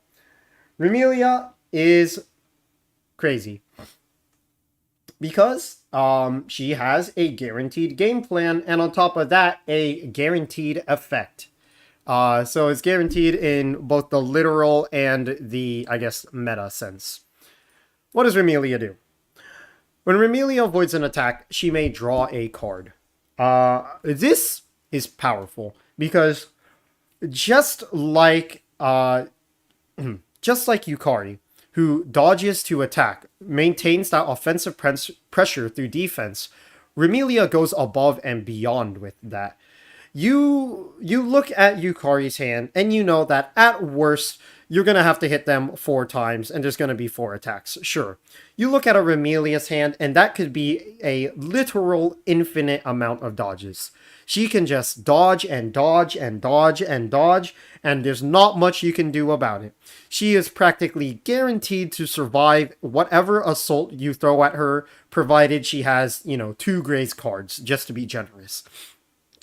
And then what makes that even more important is that as she is dodging, as you are attacking her, she is switching out her defensive cards for offensive cards. And that's something that is hard to come by. Yukari does have a similar game plan, where her defensive cards are offensive cards, but all that they are attacks. Remelia might turn a Graze into draw 2. She might turn a Graze into a spell. She might turn a Graze into a bomb. She might turn a Graze into anything. And that's what makes her so much more terrifying than the 2-for-1 that Yukari gets. Remelia has room to expand these Graze cards into something more, whether it's into a dodge chain or whether it's into a properly offensive hand on her turn. Remelia has the perfect game plan of defensive on her turn and defensive on everyone else's turn and offensive on her own turn. There is never a dead card with Remelia because when you're loaded with Graze cards, you are loaded with every card. And then once it comes around to your turn, all you have to do is make sure that you're switching out your cards back for reactions. Granted, that is going to be the harder part, but the Lunatic deck exists. So, frankly, who gives a shit if you drew all Danmaku cards? Go get yourself a Reflect Shot, buddy, and then start the draw chain all over again. And then, in the more literal sense of having a guaranteed game plan, her spell. Her spell cannot be cancelled, cannot be dodged, and attacks a player regardless of range. You point at someone, they take damage. Does not fucking matter what happens. Literally 0 counterplay. It is a 0 counterplay spell. The spell comes out, the damage is done, everyone fucking claps. Remelia is consistent. She is consistent to the point where you call it a guaranteed game plan, and this is a very strong introduction to the entirety of the tier. She is guaranteed to do damage. She is guaranteed to have a card for every situation. She is guaranteed to live. She is guaranteed to dodge. She is guaranteed to blow you the fuck up. Remelia has it all, and it's just so simple. You have to swing at this bitch, and when you swing at this bitch, you will die. Spectacular work, Remelia. It's just like Soku. Why the fuck does this stupid bitch happen to have one of the best reversals in the game? It's just like Soku. God fucking damn it. I hate Remelia. Alright. Next character. Junko. Why is Junko's game plan guaranteed? Well, I'll tell you why. She fucking hates math. Math literally does not function with Junko. This bitch's hand is gold. It is all gold. She does not know what a blue card is. Junko may choose to treat cards from her hand as if they had 1 higher point value, and Junko may play 1 additional Danmaku card per round. So, not only does she have the potential to unbrick herself of Danmaku by being able to play 2 Danmaku per round, she doesn't even need it, because every card in her hand has 1 extra point value. Why does that matter? Lunatic trades. All you need are 5 points in order to get a gold card. And 5 points is a pretty steep cost for most characters. 9 out of 10 times, you're going to be discarding 2, 3 cards in order to get a Lunatic card. Junko, who gives a fuck? 1 plus 1 is 4. 1 plus 2 is 5. 1 plus 1 plus 1 is fucking 6. I don't give a shit. What the fuck is math? Oh, I have 4 cards in my hand? Oh, look at that. My 4 cards in my hand. 1, 2, 1, 1. Well, guess fucking what? 1, 2, 1, 1 adds up to 9. Why is the fucking math? Math. This bitch has gold cards up the wah fucking zoo. She literally just materializes Lunatic cards, and that is her guaranteed game plan. She is simply playing with the gold deck, while everyone else is playing with the blue deck. Get fucked. And, on top of that, her spell adds even more bullshit to it, because her spell reveals the top 5 cards of the deck. You can choose any number of those cards with a combined point value of 5 or less and put them in your hand, discard the rest. So, at minimum, at the very minimum, oh yeah, and you get to attack a player, attack a player in range because, standard. At minimum, the minimum value that Junko is going to get out of her spell is going to be 1 card. The minimum that she'll get willingly is going to be 1 card. And that'll be picking up an artifact. If she picks up an artifact, she picked up a fucking artifact. That is a damn good value.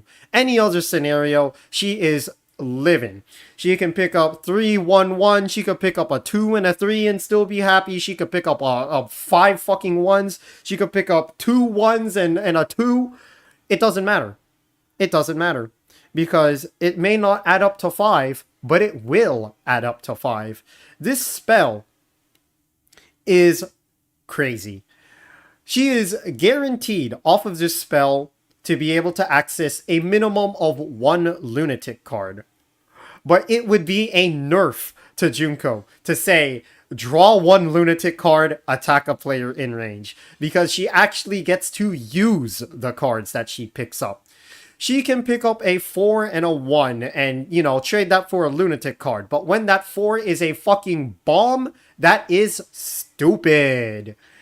Junko has a guaranteed game plan. She always has the cards to trade for Lunatic cards, and the cards that she pulls from her spell are always going to be good. Whether they're good by default in the fact that they are stupidly powerful, or they're good because they turn into 20 fucking gold cards. No matter what Junko does, she cannot go wrong, and on top of that, she has an additional Danmaku per round. I have no idea why she has that. She just has that.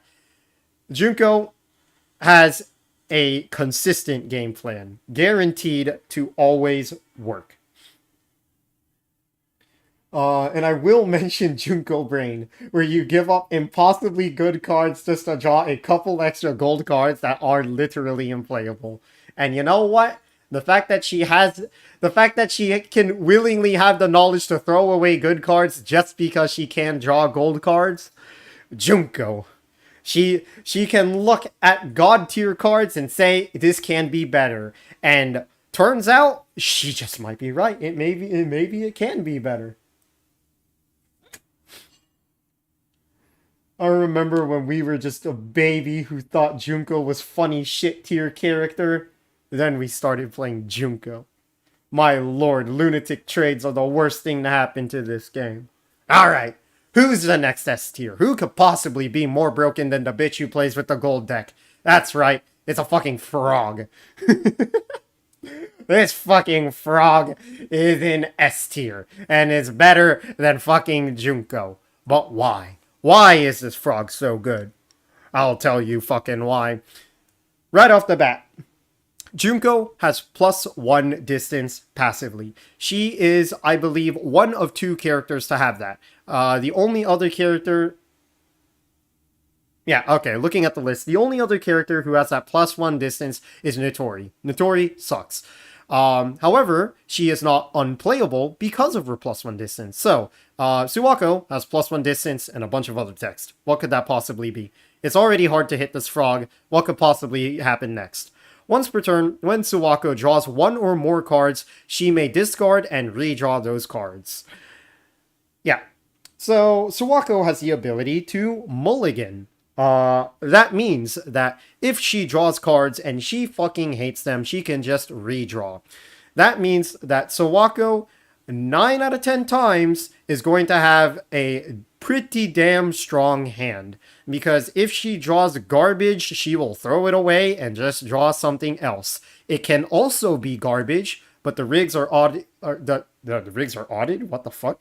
The odds are rigged in her favor just by virtue of being able to redraw. And it's once per turn, not once per round. The immediate application of this would be, yeah, okay, I'm gonna draw 2 cards. I'm gonna draw 2 cards during my draw step. I don't like them, throw it away, draw 2 more cards. But if you decide to slap the frog, if you reach her, she has +1 distance, you're gonna struggle to reach Sawako. You basically, you're gonna need an item to reach Sawako, or you're gonna have to discard resources for shoot to gain extra range to reach Sawako. Either way, that +1 distance is going to strain your resources.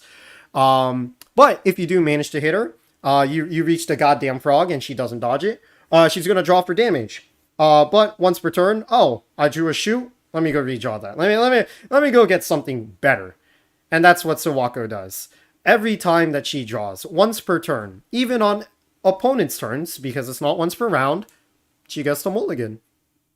And that's only one part of the ability. The other part of the ability is whenever she flips a card once per turn, she can flip 2 cards and choose one for the result. The most significant impact that this has is with Border. Supernatural Border allows you to dodge and attack if you flip a warm season when you are attacked. So if you flip summer or if you flip spring, you've got that 50% chance to dodge. This stupid fucking frog says that 50% chance is 75% because she gets to flip 2 cards and pick which one she likes. And the synergies that Sawako has, while niche, are still there. Anytime Sawako flips a card, she may flip 2 cards and choose one for the result. It is important to note that there are characters with abilities or spells that flip cards. Sawako's ability will apply to those cards.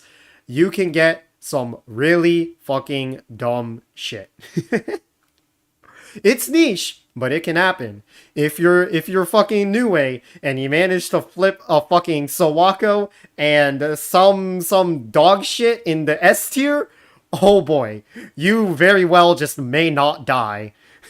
But that's a funny frog. That's the ability, which is the weakest part about Sawako. The ability isn't even that good. I'm gonna be real with you. I'm overhyping it. The spell though. The spell. She activates her spell whenever another player plays an action or reaction card. Put that fucking card in your hand, and then you attack a player in range. Just like Raisin, where you have to be afraid of playing a powerful card, in fear of it being turned back on you, Sawako does that. While she may not cancel, and she may not use it instantly, you just got fucked. Because if you activated a bomb for any reason, whether it's to cancel something or as a spell activation, that's Sawako's now. Oh yeah, and she's gonna slap someone. So Sawako just has this infinite fucking fuel where if a bomb enters play, if a spell card enters play, she will have it. That will be hers. And if you play any fucking power card, literally anything that can make a game-changing play, that is hers now. She does not care. She fucking vored it. She opened her stupid fucking frog mouth and her stupid tongue stuck your card and yoinked it out of the discard, and now it's in her hand. She stole your fucking shit, bro. You got robbed. You got fucking robbed. Sawako is crazy just from the sheer amount of pressure that she exerts on the table. She is very good at surviving in the fact that she's draining your resources or requiring certain items to even reach her.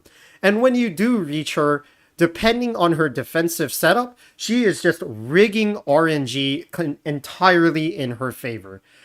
incidents that need to flip will always go in Sawako's favor just because she can do it. Sawako rigs the game. She rigs the game. She takes the RNG out of Danmaku just by virtue of having a second chance. She is good luck the character, and with her spell, she is robbery the character. She will steal your fucking luck. And because of that, she has a guaranteed game plan. One that will always work because the odds are so fucking rigged in her favor. Funny Frog, go burr. Alrighty. And then, after the Funny Frog, what comes next? That's right. We have fucking spell speed to the fucking character. Did you put a spring card in discard? This bitch. I fucking hate Kagasa. I hate Kagasa so much. She is one of the most annoying fucking characters in the game. And let me tell you why. Once per turn, when a spring card enters the discard pile, Kagasa may flip the top card of the deck. If it's an action card, she just plays the fucking card. And it doesn't count against her Danmaku limit. So, basically every turn, right? Because, realistically speaking, at least for the early game, you're more likely than not going to get a spring card. And unfortunately, to your dismay, you're probably going to have to play a spring card to actually get anything done. However, every time you play a spring card, Kogasa gets to play the game. And whenever she flips the top card of the deck, she gets to play any action card. Surprise, surprise, action cards are the most common type of card in the deck. So, more likely than not, anytime you want to do something, Kogasa is doing something. Kogasa literally plays the game on everyone's turn. This bitch is annoying. She can be drawing cards on your turn, she can be fucking attacking on your turn, she can be destroying items on your turn. Who fucking gives a shit? She'll just do it. It's an action card, she'll fucking do it. You play the spring card, and then her eyes start fucking glowing, and then she goblins up the top card of the deck.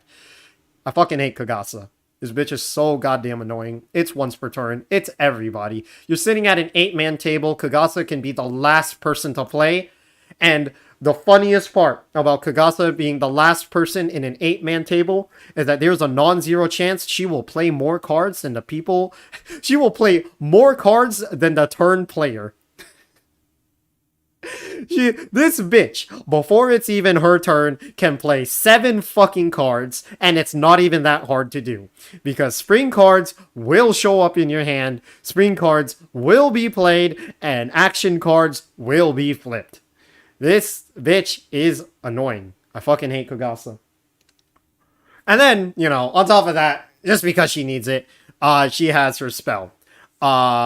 Whenever anyone plays an action card, because, God forbid anyone plays an action card except Kogasa, dear God, she just has Remelia's spell.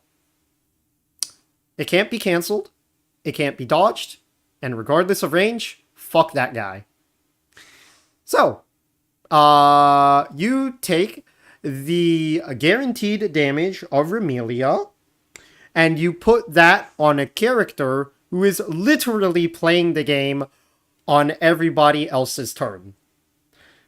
Kagasa is nuts. I hate this fucking character.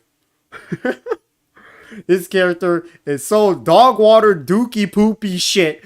I fucking hate this character. She does it all. Her guaranteed game plan is guaranteed damage, just like Remelia, but also guaranteed to play more cards than you. Because she just gets to. She just gets to play more cards than you. And, cards are kind of everything here in this card game of sorts. Alright, what could possibly be even dumber than that? What could be dumber? How do we get stupider than these fucking characters? Well, we have Ichirin here. Ichirin will tell you how fucking stupid we can fucking get. So, what if you wanted to play a game of Danmaku? What if you sat down and you decided, yeah, I'm gonna play some Danmaku and I'm gonna have fun. But to your left, immediately before you, you look, you see the character card, and you see Kogasa. Not Kogasa, Ichirin. I'm sorry. And it's just like, oh no, not Ichirin. What could she possibly do to me? Players hit by Ichirin's attack draw one fewer card when they lose life from that attack. If you cannot dodge Ichirin's attacks, you will not dodge any of them. You have zero fucking comeback. There is no coming back from Ichirin. If you fail to dodge a single attack from Ichirin, she will hit you and hit you and hit you, and you will look at your 2 fucking shoots in your hand and you will say, damn, I got outplayed, and then die. That's the Ichirin life. But it's okay. It's okay. What are the chances that Ichirin actually manages to have that many attacks? You know, like, she doesn't have extra Danmaku. She doesn't draw extra cards. There's no way in hell that Ichirin can actually just snipe you out of existence like that. Oh, what's that? She has a spell? Activate this when another player draws a card. Attack that player twice regardless of range.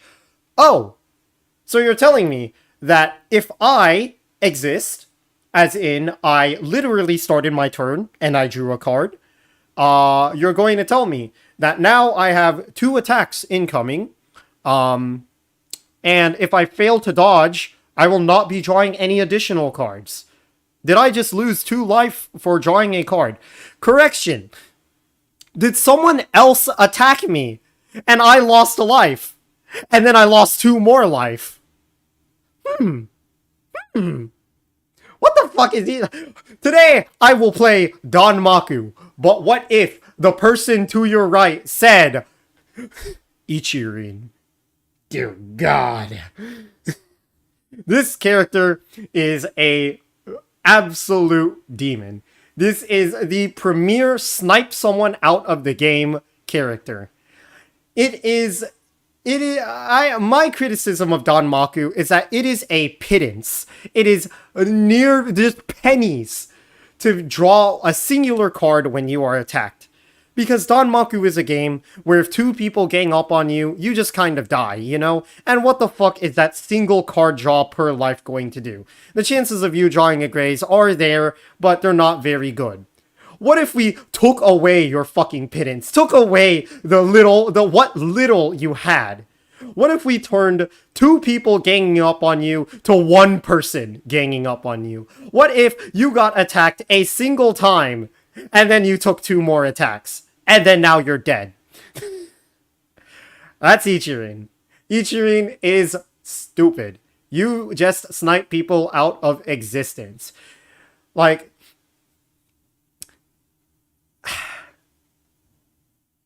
I can't even make any fucking jokes about this. You just die. You seriously just die. You get hit by Ichirin and you just fucking die. There's not much you can do about it. You really can't debate it. You're just dead. You're fucking dead. You get hit by Ichirin, you get hit by Ichirin 2 more times. That's it. You're fucking done. You're done, kiddo. That's it. Pack it up. The guarantee behind Ichirin is you're guaranteed to kill someone. You're gonna get your guarantee. You're gonna get your guarantee. I've completely fucking forgot to switch the screen. Alright, you know what? Let me go put it up one more time. Yeah, the ability, you draw 1 fewer attack when you lose life, and the spell, you just attack someone twice for having the audacity of drawing a card. For the audacity of trying to replenish your resources, you must be punished. Ichirin is just instant kill the character. What a beautiful dueng. I don't even know what the fuck I'm saying. Like, every fucking character, like, I'm sure you could tell in my voice and the energy going into this. As soon as I hit S tier, as soon as I hit the guaranteed tier, it's just mental breakdown city. Like all of these characters, you just mauled. You just hard fucking mauled. And there's nothing you can do about it. Like, it's fucked up. Like, this shit is fucked, bro. The S tier characters are fucked. Anyways, What could possibly get more fucked up than instantly dying? Well, what if I said a character that has 80 fucking cards in their hand? That's right, Sumireko is next. At the number 3 position, Sumireko is here, drawing the entire fucking deck. What this bitch doing? What's she doing? Sumireko may announce the season before drawing a card from any deck to her hand. If the drawn card matches that season, she may reveal it and then draw an extra card from the main deck.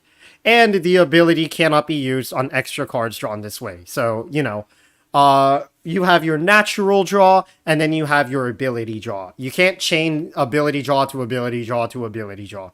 All right, like if you're drawing for your draw phase, your 2 cards, you're getting a maximum of 2 additional cards.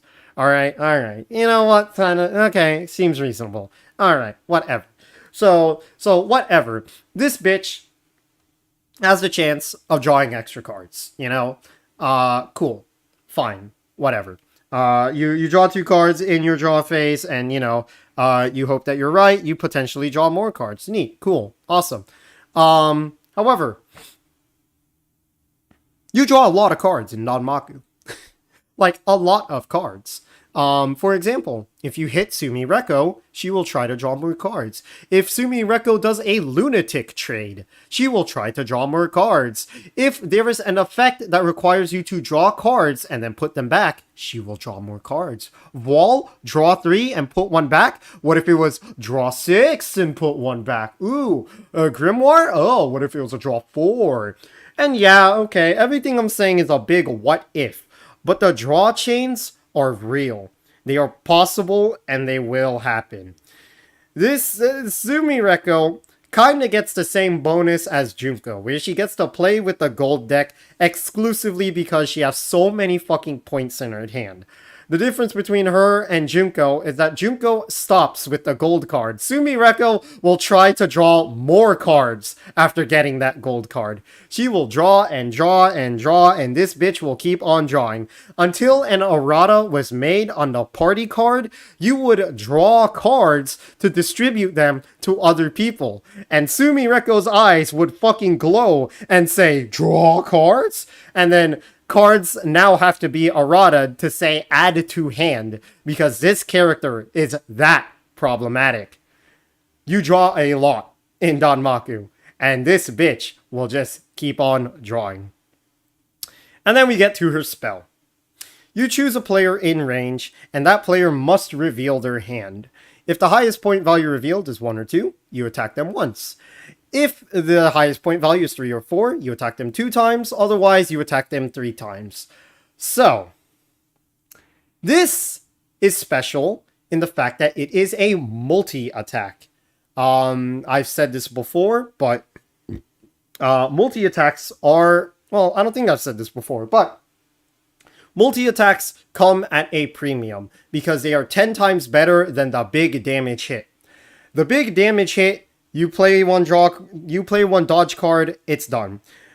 The multi-attack will drain your resources. You have to dodge each one individually, and you just have to deal with it. So, Sumireko has a multi-attack spell, which in and of itself is a premier effect to have. One that boosts Ron from fucking borderline useless to uses cards well. Just the ability to turn any spell into a multi-attack, Ron actually manages to get out of the gimmick tier. So when you throw the ability to draw infinite amount of cards, well, when you throw a spell that allows you to multi-attack onto a character with an ability that draws an infinite amount of cards, shit gets stupid. Because you read this, right? Like, okay, it's a multi-attack, whatever. But, you look at their hand, it's kind of based on what's in their hand, Like, because it's based on what's in their hand, if it's a late game situation, then, you're not going to be getting much value off of Sumireko. And I'm going to be like, okay, yeah, I can see why you'd think that. Like, if the highest point value revealed is 1 or 2, you attack them once. If it's 3 or 4, you attack them twice. And then, if it's 5, you attack them 3 times, So, It's perfectly fine because they have a 5-point card. They're going to come back. It doesn't say 5 points, actually. It says otherwise. You know what isn't? You know what's a number that is not 1, 2, 3, or 4? Or 5? It's 0. If your opponent has 0 cards in hand, you attack them 3 times. That's right. When your opponent is literally at their weakest, literally in the end game situation, where you are drawing 20 cards a turn and your opponent is relying on their top deck 2. If they dare run out of resources, they get attacked 3 times. And you just deal with that. Sumireko, baby! Woo! You draw a shit ton of cards, and you execute people. You thought Yuyuko was bad? What if you were Yuyuko at fucking 3 HP? Who gives a shit? Yuyuko can execute people. Everyone in the fucking S tier can execute people. Who fucking gives a shit? Execution isn't a privilege. Execution is a fucking right. And they have the right to murder your fucking family. Sumireko can and will out-resource you. She will draw the entire deck, leave nothing for you, your children will be starving, and she will walk up to you and beat you with the fucking... I can't. Sumireko. Just die. Just die. If you run out of cards against Sumireko, just die. And you will run out of cards against Sumireko, I should add. So, how do we get dumber than that? Well, what if we had every fucking ability in the game? Just straight up. Just every fucking ability. Who gives a shit? Koishi. What the hell is this? What's she doing? Koishi. At the start of each player's turn, she may choose another player's character. Until she chooses a different character, Koishi copies that character's ability. And she cannot copy abilities that recruit extra characters because that'd be Spaghetti City. Cool. Alright. Let's go to her spell. You choose another player, and until the start of your next turn, that player loses all abilities from their characters, and you attack a player in range. Alright, the spell's here. It's good, you know.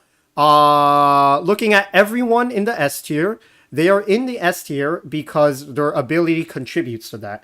They're, you know, like, no one in the S tier has a useless ability, right? So it's like, okay, turning that off is great. But then you remember, oh wait, no one in S tier has a useless ability. What if I had that ability? And that's fucking Koishi.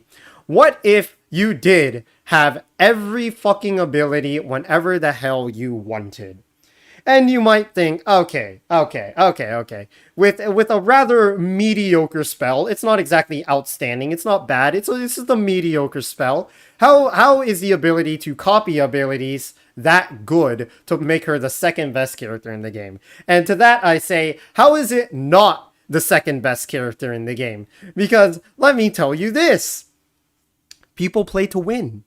Who would have thought? And if people play to win, Koishi will have the best ability at the table. Why? That is because there are times when abilities are simply not active. For as strong as Ichirin is, she is, like, her ability to force your opponent to draw one less card when attacked is only applicable when attacking. So, if it's your opponent's turn and you've already used your spell, your ability does nothing, you know? If you're not attacking, your ability is useless. Okay. And, you know, that's perfectly fine, you know? Like, the ability is used when the ability is used. Koishi doesn't have that problem. Koishi's ability is never dead. On Koishi's turn, she can pick Ichirin and dumpster a person. She can do what Ichirin does, except now, when Koishi ends her turn and a man is beaten and crippled and his kneecaps are shattered, Koishi can go ahead and pivot over to fucking, I don't goddamn know, Kogasa. Now she's Kogasa. After beating in your fucking kneecaps, giving you zero chance to fight back, she'll switch over to Kogasa on another player's turn and then dare you to play a spring card. Oh, you played a spring card? Let me break your fucking kneecaps again. And then it goes to another player's turn, and then she still has the ability, and then she goes back to her turn, and then she's Ichirin again. And she's back to break your fucking kneecaps. Or at least what's left of it. Shit's fucking powdered by the time she's done with it. Kurishi is ridiculous because she always has an active ability. You can generalize characters into offensive and defensive abilities. Koishi does not care about that. She will have the offensive and the defensive ability. If your defensive ability does not help you on offense, she will simply not have it. She will simply yoink Ichirin and beat someone to death. And then when Ichirin's offensive ability is now useless, she will go over, yoinky sploinky her way over to fucking Sawako or Remilia and copy that shit. And there you go. Now she's a defensive powerhouse just like them. Kurishi always has an ability active for every situation. And she has the best ability at the table. Because when you are playing to win, you're gonna pick the best character. But unfortunately, Koishi is the best-est character. She'll just yoink and fucking sploink all over the goddamn table. Your ability may be dead, but Koishi will just simply not want to play with you anymore. Shit's wild. And so, that leaves us at the best character in the game. The one that I have not mentioned yet. How do you get better than every single ability at the table? Well, simply put, you don't die. Straight up. What if you sat down and thought, what if I could just never, ever fucking die? Well then you have fucking Moko. So, what does Moko do? Why does she not die? And if she doesn't die, isn't that just an inherently defensive character? Wouldn't Koishi just copy that shit? Well, let's take a look at Moko. So, well, what the Moko doing? Moko. If she is hit by an attack, she may flip the top card of the deck. If it is a warm season, she does not lose life from that attack. So, first things first. She has Supernatural Border, one of the best defensive abilities in the game, passively. That's just her thing. She just takes half as much damage because fuck it. But it's not just Border, it's better than that. What if you saw the undodgeable, uncancelable attack that does 80 fucking damage?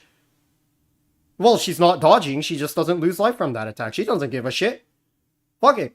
You know, like if you wanna throw fucking I don't know, well, not Ichirin. If you wanna throw Kogasa, or you wanna throw Remilia at Moko, undodgeable, uncancelable, yes, guaranteed damage. Moko deadass spits in your fucking face and says summer, idiot.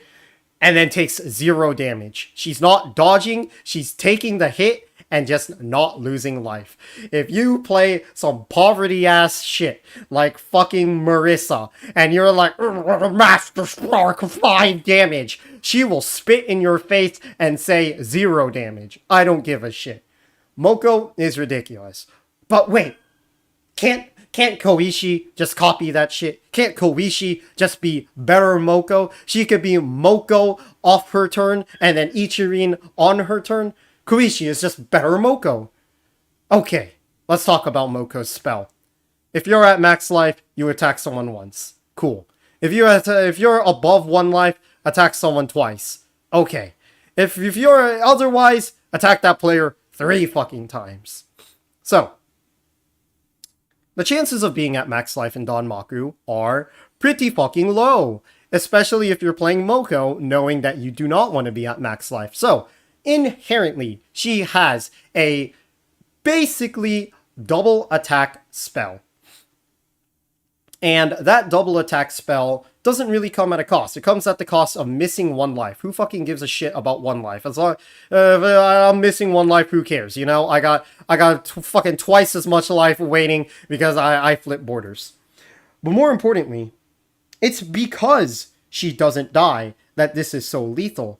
She doesn't need to heal back up. She can hover around that life threshold, get that double attack every single time. And if she gets to 1 HP, you may think, okay, at 1 HP, Moko is going to be a glass cannon, you know? Sure, she'll be hitting for 3 times, like Utsuo, but you know, all I have to do is hit her 1 time. Well, she still has her ability. How long is she going to hover at 1 HP? And that's what you have to ask yourself. You look at Moko at 1 HP, and the only thing you can ask yourself is, how many times am I going to have to hit this bitch for her to fucking die? Moko is a defensive tank and an offensive powerhouse. And I'm going to be honest. You know? This is kind of a toss-up. Because Koichi does have the better ability. The better ability being everyone else's ability. However, the sheer destructive power of Moko's spell, even when she's not at 1 HP, a double attack alone can fuck someone up horribly and drastically. And that's why I think the Moko is the best character in Danmaku. Because this character literally cannot go wrong. No matter what the fuck happens to you, you are going to survive. And when you inevitably stall out for your spell card, you are going to fucking murder them. Every guaranteed thing, like everything that makes the guaranteed tier guaranteed is no longer guaranteed against Moko.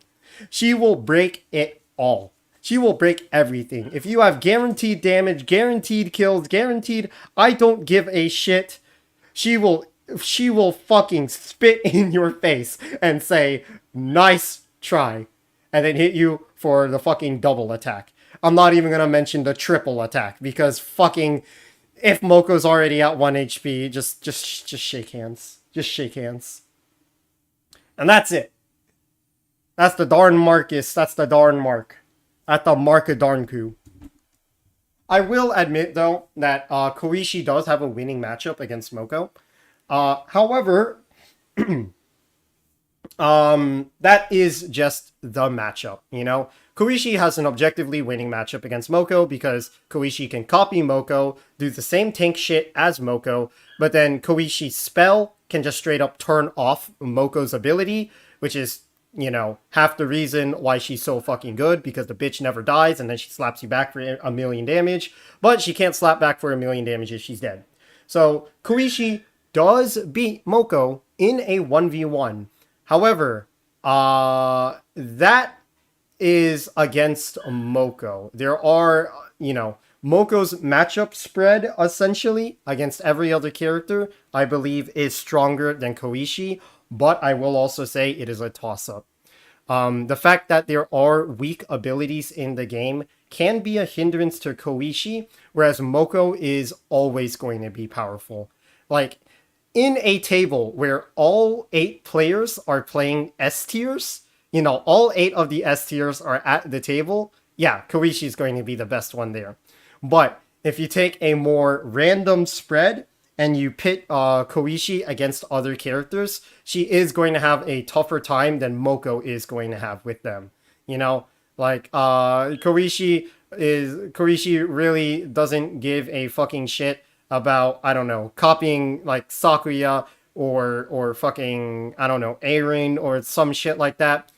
But, you know, if you put Moko against Sakuya or Aaron, frankly, it's going to be a slaughter. So, yeah. Danmaku, baby. It's over. After 4.5 fucking hours. That's my opinion. Opinions detected. And that's the Danmaku tier list. Anyways, thanks for coming to my TED Talk. This stream has actually gone on for way too fucking long. I thought this was gonna be like a 1 hour stream. I talk a lot. There's a lot of characters in this game. There's a fuck ton of characters in this game. There's like 40 some shit characters in this game. It's ridiculous. But yeah. Anyways, Danmaku is a funny game, and people should play it. Unless you're playing based on Maku, then don't. Or if you're playing mobs, then don't. Just play Lunatic. Lunatic's like Danmaku. Anyways, thanks for joining my TED Talk, and have a nice day. I'm gonna end the stream and, like, I don't know, sleep. I'm not gonna sleep. Yeah, thanks for joining the stream. Have a nice day. I'll see you guys next time. Goodbye. Okay, hand. Okay, hand.